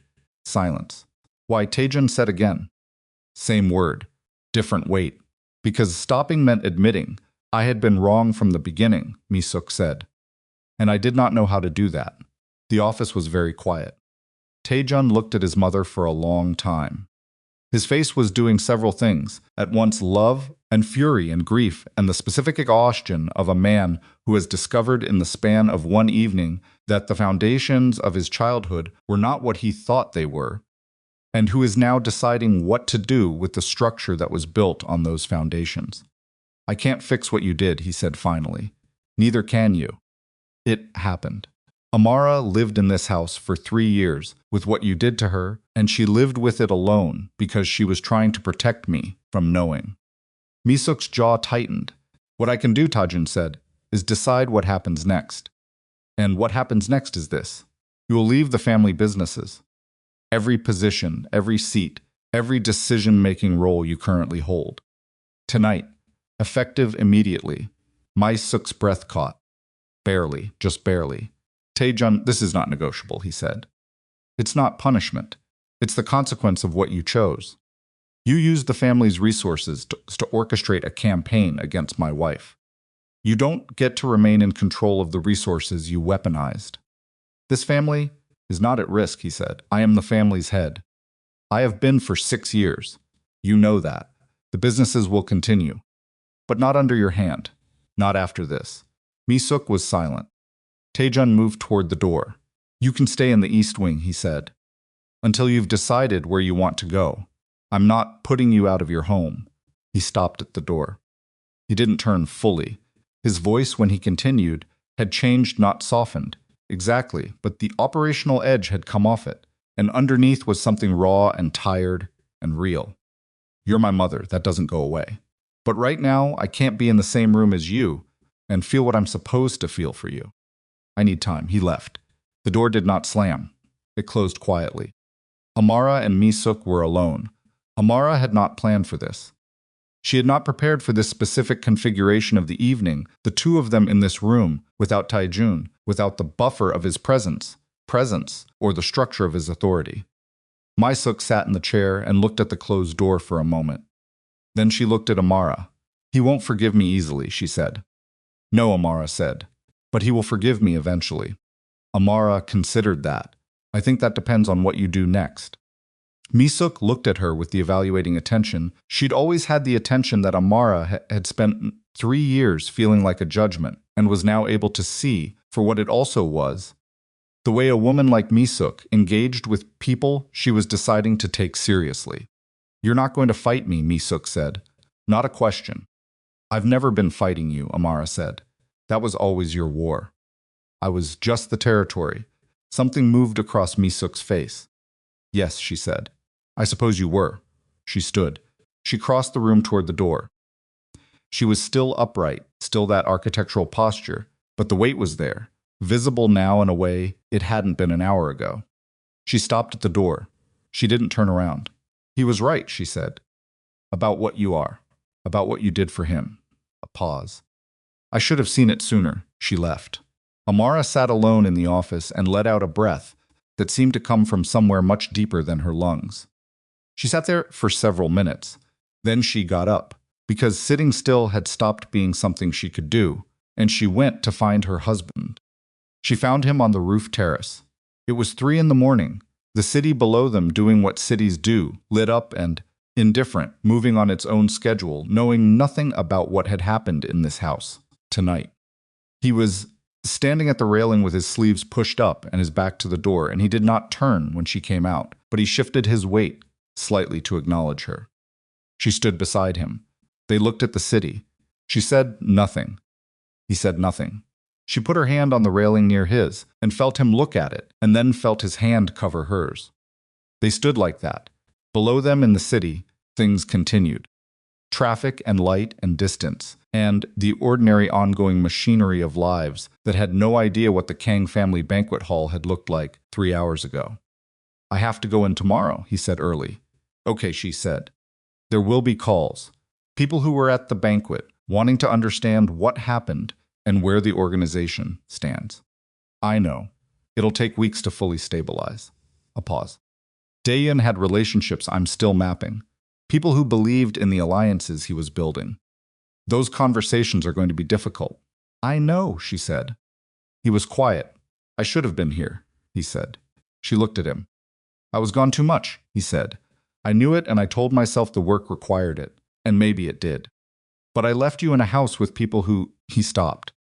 "You shouldn't have had to document anything. You shouldn't have had to protect yourself in your own home." "Our home," she said. He turned to look at her. "Our home," he said. She held his gaze.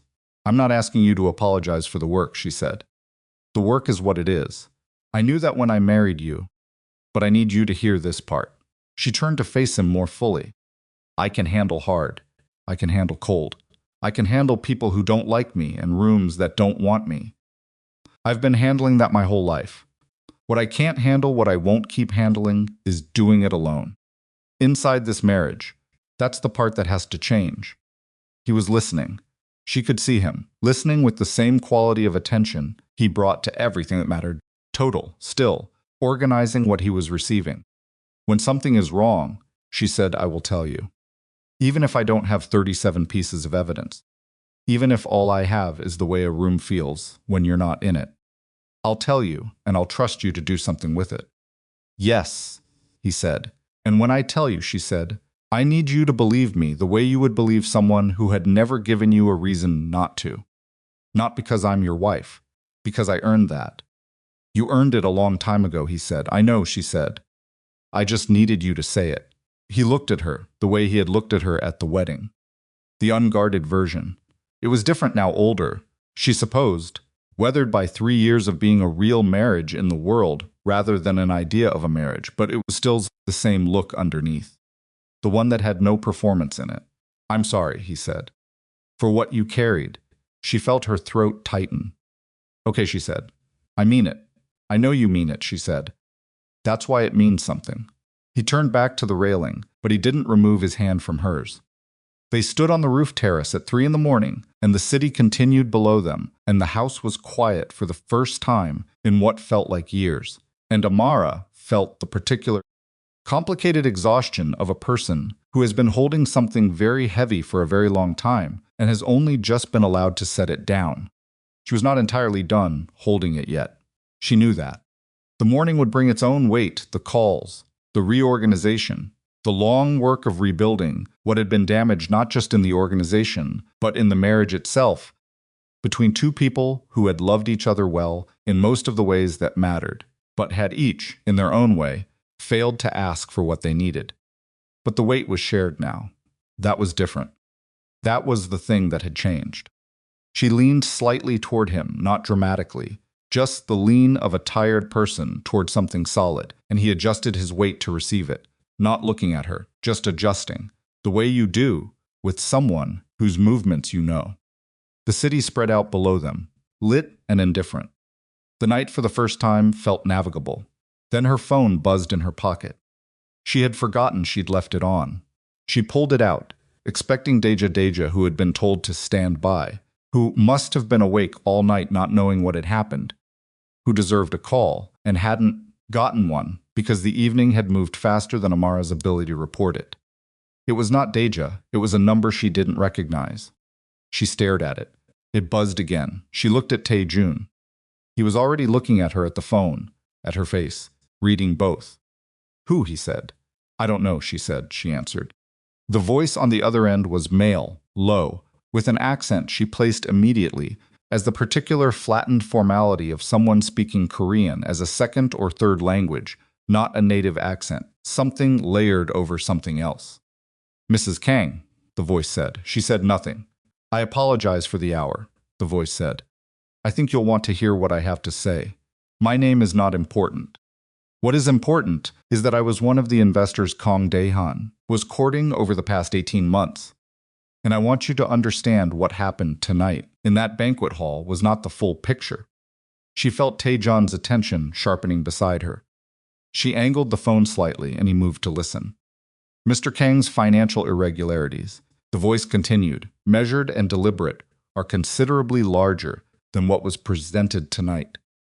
What you saw in those recordings was the portion Tae-jun wanted managed within the family. There is another portion, a portion that reaches considerably further outside the family than you currently understand." Tae-jun's jaw tightened. Specifically, the voice said, "There are 3 external parties who have been promised specific assets from the Kang organization assets that Tae-jun contracted. Without Mr. Kang's knowledge or approval, and holdings that are not his to contract." Amara looked at Tae-jun. His face had gone to the operational stillness. But his eyes were a different story. "Who is this?" Tae-jun said, and his voice was the voice she had heard him use exactly 3 times in 3 years quiet, in the way that meant the quiet was a decision, not a default. "Someone who has promised something I now understand I will not receive," the voice said. "And who would prefer, given the evening's developments, to provide information rather than pursue a claim that is now clearly unenforceable?" A pause. "I also have documentation, Mr. Kang, more than you currently have. I am willing to provide it." Silence on the roof terrace. The city below kept going. Tae-jun took the phone from Amara's hand. "You have 30 minutes, he said into it. "Send what you have to this number. If it is what you say it is, I will call you back. If it is not," he stopped. He did not finish the sentence. He didn't need to. He ended the call.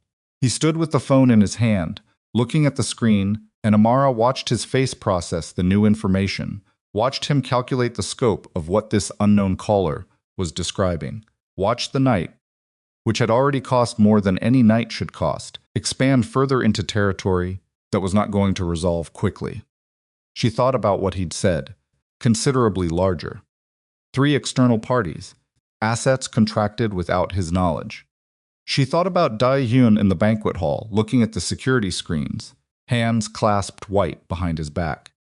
She thought about the specific confidence of a man who had believed, even caught, even exposed, that he still had cards to play. He knew, she said, when you exposed him tonight, he already knew this was coming. He had more leverage than the recordings showed. Tae-jun looked at her. "Yes," he said, "which means tonight wasn't the end of it." "No," he said. The phone in his hand buzzed. A document arriving. Then another. Then a series of files, compressed, encrypted, the kind of package that someone had been holding ready for exactly this moment. Tae-jun opened them. He read for about 90 seconds.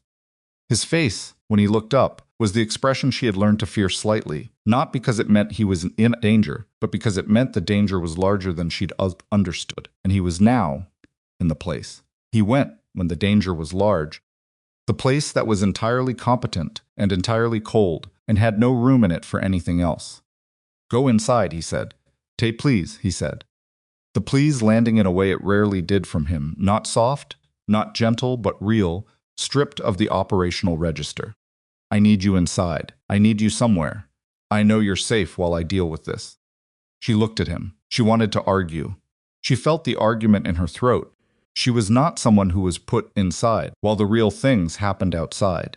She had spent 3 years refusing that position in this house. She was not going back to it. But she looked at his face, and she understood, looking at it, that this was not the same thing. This was not Mi-suk telling her she didn't belong in the room.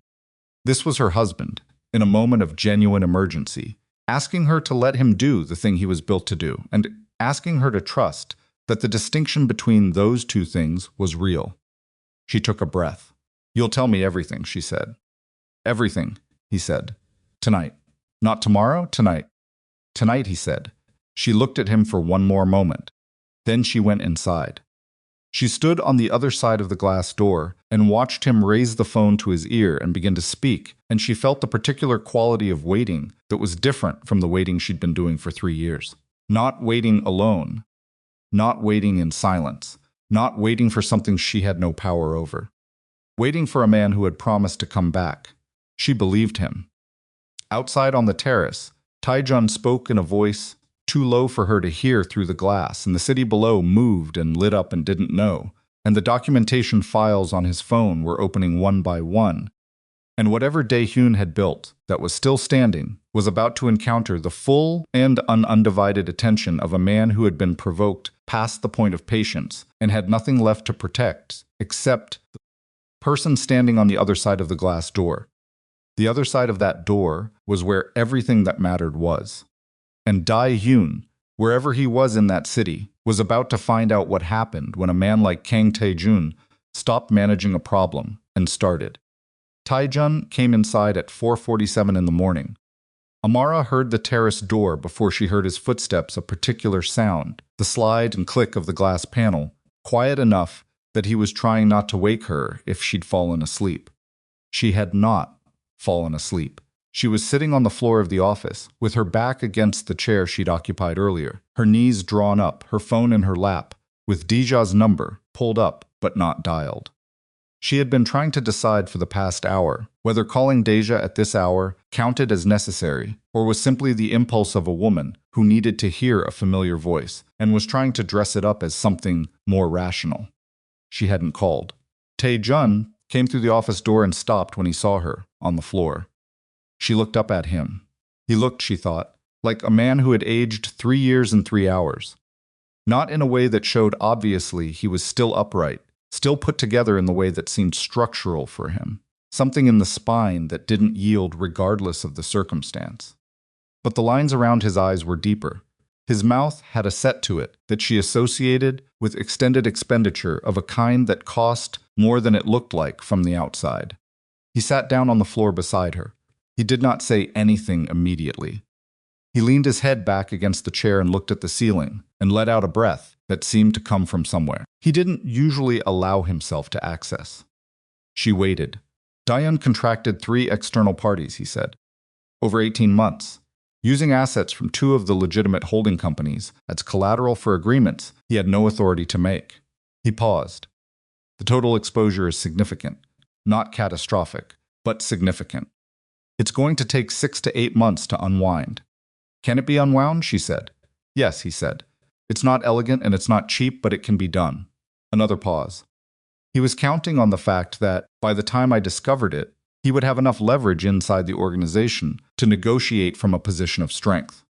The divorce, he was engineering the evidence against you that was never really about you. She looked at him. It was about me, he said. About destabilizing me. A man whose marriage is collapsing, whose wife has been stealing from him, whose family is in chaos. That man is not looking closely at his holding company financials. He's not running audits. He's managing a personal crisis. The coldness of it settled over her. She had known it wasn't personal, she had known, since the library conversation that she was a means, not an end, but hearing the full architecture of it described plainly was different from suspecting it. He used me to distract you, she said. He used everything he had, Tae-jun said. You, my mother, my sister, the staff, 3 years of patient, systematic work to position himself to take control of the organization when I was too distracted to hold it. He closed his eyes briefly. He almost succeeded. She said nothing. If I had come home to what he'd prepared, Tae-jun said, if I'd walked into this house and been presented with the evidence against you, the testimony, the financial records, I would have been devastated. He said the word, the way someone picks up a piece of evidence and holds it. That's what he said in the recording. Devastated. He knew me well enough to know that losing you that way, believing you'd betrayed me, would have taken me apart in a way nothing else could. Amara felt something move through her chest. Not quite pain. The shape of a pain that had been avoided, the shadow it would have cast if it had arrived. He knows you love me, she said. He used it, Tae-jun said. Yes. A silence. What happens to him now, she said. The financial crimes filing. Goes in at 5, Tae-jun said. The documentation from tonight's caller, his name is Park Sung-jin. He was one of the external parties Dae-hyun contracted. He'll be a cooperating witness in exchange for the contract being voided. That documentation adds 3 additional charges. He paused. Dae-hyun knew when he saw those screens tonight that it was over. He just didn't know how completely. Where is he now? In his rooms, presumably, Tae-jun said. My security team has been outside his door since midnight. He's not going anywhere. He looked at her. Tomorrow morning the authorities will come. I don't intend to be dramatic about it. It simply needs to happen. She nodded. The ceiling above them was unremarkable plain, the color of bone, with a single mounted light that Tae-jun hadn't turned on when he'd come in.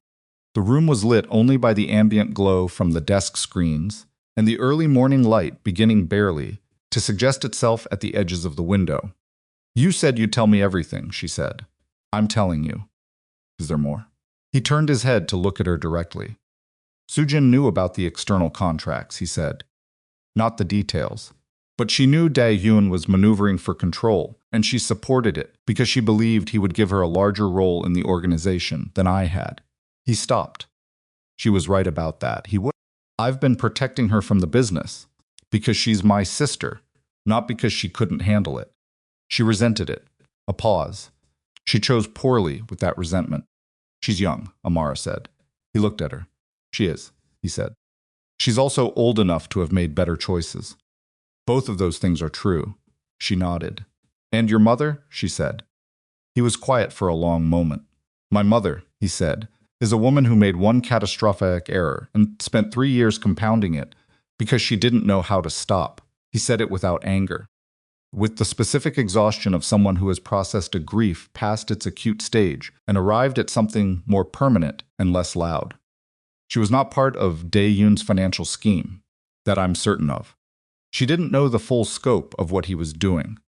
She simply wanted you gone, and he gave her a way to want that and not feel the full weight of what it cost. She knew the evidence was fabricated, Amara said. Yes, he said. She knew, and she let it proceed. That's not something I'm going to minimize or move past quickly. He looked at the ceiling again. But I also know my mother. She has spent her entire adult life believing that her judgment is the thing that protects this family. And her judgment told her you were wrong for me. And everything that followed was her trying to act on that judgment without ever stopping to ask whether the judgment was right. She said she was afraid, Amara said. He looked at her sharply. She came in here after you left, Amara said. We talked. Briefly. He absorbed that. What did you say to her? Not much, Amara said. I told her what happens next. Depends on what she does with it. He was quiet. Is that enough for you? He said. I'm not asking you to accept it. I'm asking you whether you can be in this family, going forward, with the knowledge of what she did and whatever she does next. The question landed with a weight that told her he had been carrying it for hours. It was not a small question. It was the question that contained all the others, whether they could rebuild, whether the architecture of what they had was strong enough to hold the weight of what had happened inside it. She thought about it honestly, the way she had learned to think about hard things not around them, directly through. I can be in this family, she said. I'm not going to pretend the last 3 years were something else. I'm not going to walk around this house and perform forgiveness I don't feel yet. But I'm not going anywhere, and I'm not asking you to choose. She paused. What I need is for the lies to be done. Whatever comes next, it has to be true. Yes, he said. That's all I need. He reached over and took her hand. Not the performed gesture of reassurance, but the practical, tired, genuine reaching of a man who needed to hold something real. They sat on the floor of his office until the light at the window was no longer suggestion but fact, and the city below this house had shifted into its morning register. And at 5 o'clock, precisely, Tae-jun stood, straightened his clothes with the automatic precision of someone whose body remembered certain protocols regardless of how the rest of the night had gone, and made the calls that needed to be made. The authorities arrived at 7:15. Amara was not in the room when they came for Dae-hyun. She was in the kitchen, the actual kitchen, the functional one, Not the formal dining room making coffee with the particular focus of someone who needs a task that has a clear sequence and a predictable outcome. Water, grounds, the specific sound of the machine beginning its work. She stood at the counter and listened to the sounds from the east wing, footsteps, a door, voices she couldn't make out. Then quiet. Park, the house manager, appeared in the kitchen doorway. He looked at her with the expression she had correctly read. Months ago, the expression of a man making a decision about which way the wind was blowing, who had ultimately blown in the right direction. "It's done," he said. She nodded. "Thank you," she said. "For the envelope. For coming to me when you did." He stood in the doorway a moment longer. "I should have come sooner," he said. "Yes," she said, "but you came." He nodded once and left. She poured 2 cups of coffee and carried them up the east stairs and found Tae-jun in the corridor outside his office with his phone at his side and the expression of a man standing in the aftermath of something. Large, taking inventory of what was still standing. She handed him the coffee. He took it. He looked at it for a moment, the cup, the steam, the ordinary fact of it, and something in his face loosened very slightly. The way things loosen when you've been holding tension so long that you've forgotten it's there, and then something incongruously normal arrives, and your body remembers what its default is. "Daehyun is gone," he said. "I heard," she said. "Sujin is in her rooms. She's been told she has 48 hours to make arrangements." He drank some coffee. "She'll go to her friend's apartment, I think. She has a school friend who lives in Gangnam. They've been close since university. Will you talk to her before she goes?" He was quiet. "I don't know what to say to her yet," he said. "I know what she did. I know why she did it. I'm not sure those 2 things add up to a conversation I'm capable of having in the next 48 hours. "That's fair," Amara said.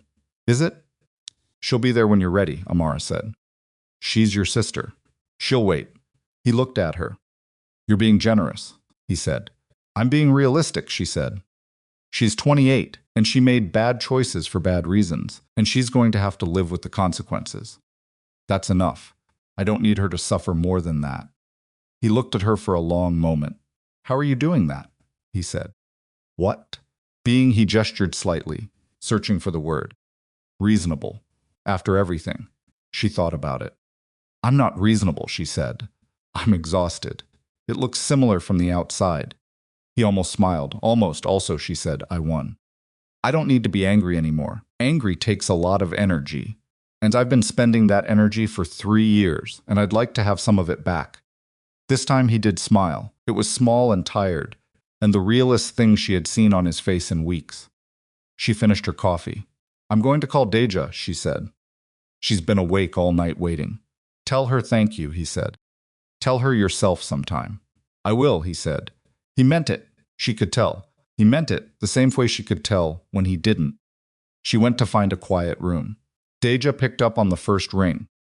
"I have been awake since 9 o'clock yesterday morning," Deja said, without preamble.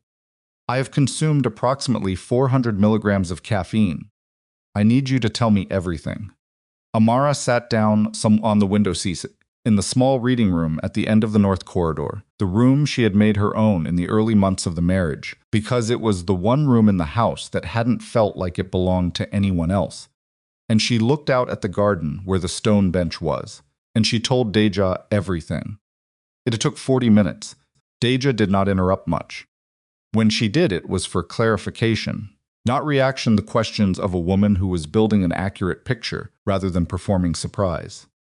At the end, she was quiet for a moment. "He heard all of it," Deja said. "All of it. And he walked in anyway. He walked in anyway." A pause. "I told you," Deja said. "I told you he would believe you." "You told me to tell him a lot earlier than I did," Amara said. "I also told you that," Deja said.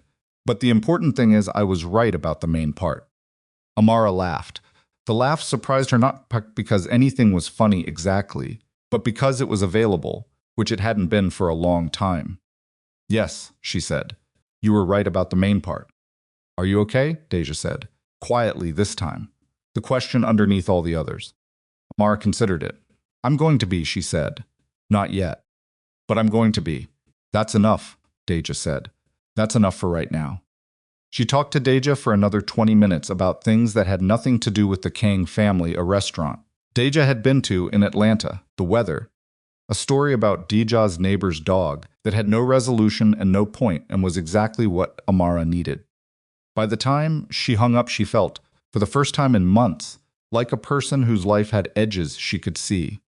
3 weeks passed. The investigation into Tae-jun's financial crimes proceeded with quite efficiency of a case that had been handed to the authorities and fully documented and required very little investigative work on their part. His legal team fought the initial filing and lost the fight within 48 hours, which told Amara and Tae-jun both that the external contractors had cooperated fully and the documentation was airtight. Soo-jin left the mansion on the second day and did not come back. She sent Tae-jun a message from her friend's apartment, not an apology, not exactly, more an acknowledgement. I understand what I did. I need time. He read it and did not respond immediately. He showed it to Amara. She told him to respond when he could mean what he said. He waited 11 days and then replied with 3 sentences. She didn't know what the sentences were and didn't ask. Mi-suk remained in the East Wing. This was the thing Amara had not fully anticipated, the presence of her mother-in-law, reduced and quiet, moving through the house in ways that gave Amara wide berth while not being invisible. Mi-suk had not spoken to Amara in the days following the banquet. She had been present at meals when Tae-jun was present, and absent at meals when he wasn't, which told Amara she was calibrating carefully, trying to find the shape of what her life in this house was now and move inside it without causing further damage. Amara watched this without interfering. On the 12th day after the banquet, she encountered Mi-suk in the garden. Not arranged, genuinely accidental. Amara coming through the south door with a book and Mi-suk already on the stone bench near the wall, looking at nothing in particular. The same bench where Amara had sat after the library conversation and tried to calculate how much time she had. They both stopped. Mi-suk looked at the bench, then at Amara, and something moved across her face that was almost the beginning of standing up and leaving. Amara sat down on the far end of the bench. Mi-suk did not leave. They sat in the garden with 2 feet of stone bench between them and the winter light, doing what winter light does, honest and cold, and making everything look exactly like what it was. Mi-suk spoke first. I have been trying, she said, to find the correct words. There may not be correct words, Amara said. No, Mi-suk said. I'm coming to understand that. A pause. I want to say something, Mi-suk said. Not as an excuse. I want you to understand what I was thinking, not because it justifies anything, but because I think you deserve to know that there was thinking behind it. That it wasn't simply hatred. Amara looked at her. Say it, she said. Mi-suk looked at the garden. I was 17 when I married Tae-jun's father, she said. I had no choice in that marriage. That was simply the way things were done. And I built something inside of it, a life I could be proud of, a position, a family. I built all of that in a structure I did not choose, and by the time I was old enough to understand what I had lost by not choosing, I had also built enough that the loss was bearable. She paused. When Tae-jun chose you the way he did, without consulting anyone, without considering the alliances or the family's needs, I was angry. Not at you initially, at the idea that he could simply choose. Amara was quiet. And then I met you, Mi-suk said. And you were. She stopped. Made a small movement with her hands that was unusual for her, an incomplete gesture, a woman accustomed to precision, finding that precision was not available. You were not what I expected. You were not passive. You were not overwhelmed. You asked questions at dinner that were better questions than the ones my relatives asked. You learned the house routines faster than anyone I had observed. You were careful with Tae-jun in ways that told me you understood him. She paused. And I resented you for all of it. Amara looked at her. Because if you were good for him, Mi-suk said, then everything I believed about what he needed was wrong. And if I was wrong about that, I might be wrong about other things. And I did not know how to be wrong. The garden was very quiet. I'm telling you this, Mi-suk said, because I want you to understand that the woman who did what I did, I know who she was. I understand her, and I am trying, at 71 years old, to become someone different. I don't know if that's possible, but I am trying. Amara sat with that for a long moment. She thought about the chair in November, the envelope on the floor, 3 years of a woman looking at her and seeing a problem to be solved rather than a person who had chosen to love her son. She thought about what it cost to say what Mi-suk had just said. She was not going to pretend it made everything even. Nothing made it even. There was no mathematical operation available that resolved 3 years against 12 minutes on a garden bench. But she was also not going to pretend she hadn't heard it. "I'm not going to tell you we're fine," Amara said. "We're not fine. We might not be fine for a long time." Mi-suk nodded. "But I'm also not your enemy," Amara said. "I was never your enemy. I married your son because I love him, and I stayed in this house for 3 years because I love him, and I protected him from knowing what was happening because I love him. None of that was ever about you." Mi-suk looked at her. "I know that now," she said. "I need you to know it going forward," Amara said. "Not as something you understand intellectually. Actually know it. Because this is my house too, and I'm going to be in it, and I need it to be true." "Yes," Mi-suk said. The word came out different from her other words, less controlled, more plain. They sat on the bench for another few minutes. Then Amara stood. She looked down at her mother-in-law, a woman who had built a life inside structures she didn't choose, who had made one catastrophic error and spent 3 years compounding it because she didn't know how to stop, who was sitting on a cold garden bench at 71, trying to find the shape of who she was now. She did not offer her hand. That was too far. But she said, "He still loves you. I want you to know that. He's angry and he's grieving, and it's going to take time. But he still loves you." Mi-suk looked up at her. Something moved across the older woman's face, not breaking. Mi-suk did not break, but the closest thing to it that Amara had ever seen from her. A trembling in the composure quickly controlled. "Thank you," Mi-suk said. Amara went inside. She found Tae-jun in the main corridor, and he looked at her face and immediately knew she'd been talking to someone who had cost her something. "My mother," he said. "In the garden," she said. He looked at her carefully. "Are you all right?" "Yes," she said. "And then it's going to take a long time." "I know," he said. "But it's going in the right direction." He nodded. She moved past him toward the stairs, and he fell into step beside her, not because they were going anywhere in particular, but because that was what they together, which had not always been possible and was now, and neither of them was going to take that for granted. 2 months later, Tae-jun proposed a smaller dinner. Not an announcement, just a suggestion, offered one evening when they were in the kitchen, which had become their room, in a way the formal spaces of the house hadn't quite managed. He was at the counter, and she was at the table, and he said, "Without building up to it, I want to have people over. The people who should have been here from the beginning." She looked up. "Who did you have in mind?" she said. He listed them. Cho Byung-won and his wife, the legal counsel and his partner, 2 relatives from his father's side who had been at the banquet and had sent brief, genuine messages afterward. Park, the house manager, and Deja. Amara set down what she was holding. "You want to invite Deja," she said. "She was with you through all of it," he said. "I owe her a meal at minimum." Amara looked at him. "She's going to interrogate you," she said. "I expect she will," he said. "She's very good at it." "I know," he said. "I read the messages." He paused. "I'm not concerned," Amara smiled. The dinner was 3 weeks later. The table in the main dining room, the formal one, the one Mi-suk had removed a chair from 3 years ago, was reset for 10.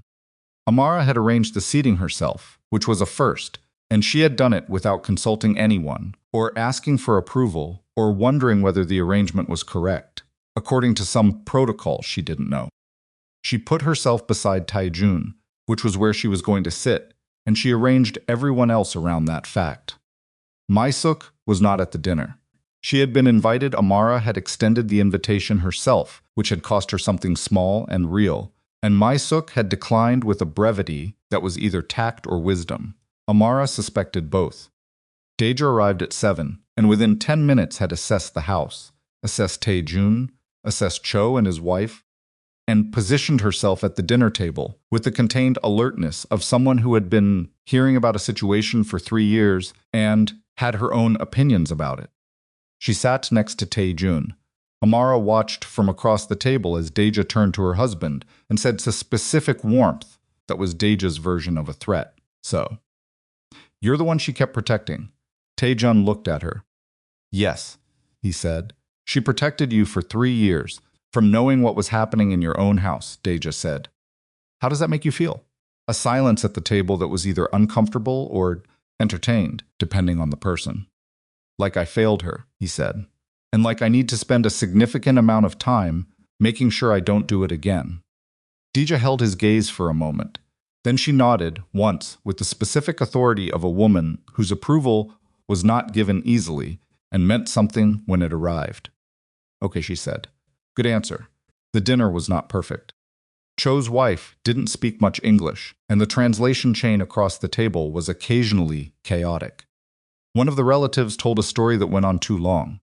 Deja and the legal counsel got into a pointed discussion about contract enforcement that stopped being friendly around the 12-minute mark and required Amara to redirect with the particular skill she'd developed.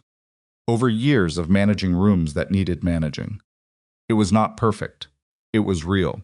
At the end of the evening, when the guests had gone and the house had settled into the particular quiet of a space recently occupied, and now returned to itself, Tae-jun pulled out the chairs beside his own. Amara stood behind it. She looked at the chair. She thought about November 3 years ago coming into this room and finding that her chair was simply gone, and the silence of 60 people arranged around that absence, and the specific quality of shame that is not earned and therefore cannot be resolved through any personal action. She thought about the envelope on the floor. She thought about the suitcase hitting marble. She thought about standing in that same room 6 hours later, watching a man walk out of the darkness and say her name like a sentence. Tae-jun was watching her. You never needed their permission, he said quietly, to belong here. She looked at him. She looked at the chair. She sat down, not quickly, not with performance. She sat down the way you sit in a chair that was always yours, because it was always hers, and the only thing that had ever suggested otherwise had been the particular cruelty of people who had since been shown what that cruelty cost them. Tae-jun sat beside her. The table was cleared. The kitchen was quiet behind the door. Outside us, the city made its ordinary sounds not dramatic, not significant, just the ongoing noise of a world that had continued while this house sorted itself out and was continuing still. He reached under the table and took her hand.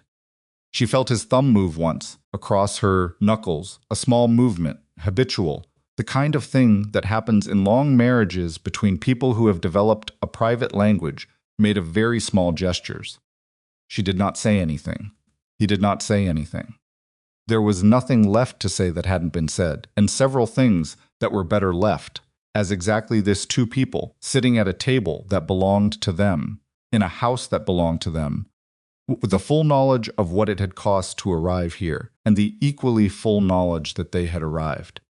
The people who had tried to end this marriage were gone or diminished, or in the slow work of becoming different people than they'd been, which was its own kind of justice, not clean, not cinematic, but real. The way consequences are real. Amara had not gotten through it without cost.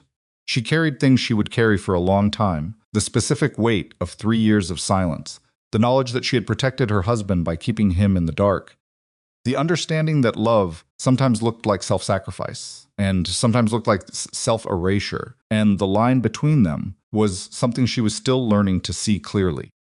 She was not the same person who had come to Seoul for a 6-month contract and made a wrong shoe mistake at a business function.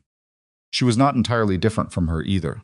She was still the woman who remembered everyone's birthday and forgot to eat lunch, who cried the ugly way and laughed too loud at dinner tables, who gave more than she should and needed people who could hold what she gave without mistaking it for weakness. She had found the person who could hold it. He was sitting beside her. His hand was warm. The city continued. The house was theirs. And there was nothing left unfinished, not the conspiracy, not the cruelty, not the silence she had carried, not the grief he was still working through, not the long repair ahead of them that would take time and honesty, and the specific daily work of two people choosing each other again after something that had tried to make choosing impossible. None of it was finished, but all of it was theirs. And that was enough. That had always been enough. She turned her head and looked at her husband's profile, the lines she had memorized, the particular set of his jaw, the way the light from the window settled on him, and she thought about a floor outside an apartment door and a bag of soup, and the 4 a.m. departure, and all the phone calls she had not made, and all the ones she would make. Now, and she thought, this is the shape of a life. Imperfect, tested, real. She squeezed his hand, he squeezed back. The door to the dining room was open, and beyond it the corridor was lit, and beyond the corridor the house extended in all its rooms, some of them repaired, some of them still in the process of being repaired, all of them theirs, and outside the house the city, and beyond the city the world, which did not know and did not care, but was there regardless, continuing in the way that worlds continue, indifferent and vast and not unkind. Amara looked at the table. She looked at her hand inside his. She looked at the empty chairs around them, all the people who had come gone, and been what they had been, and would continue to be whatever they were becoming. Then she looked forward, and she did not look back.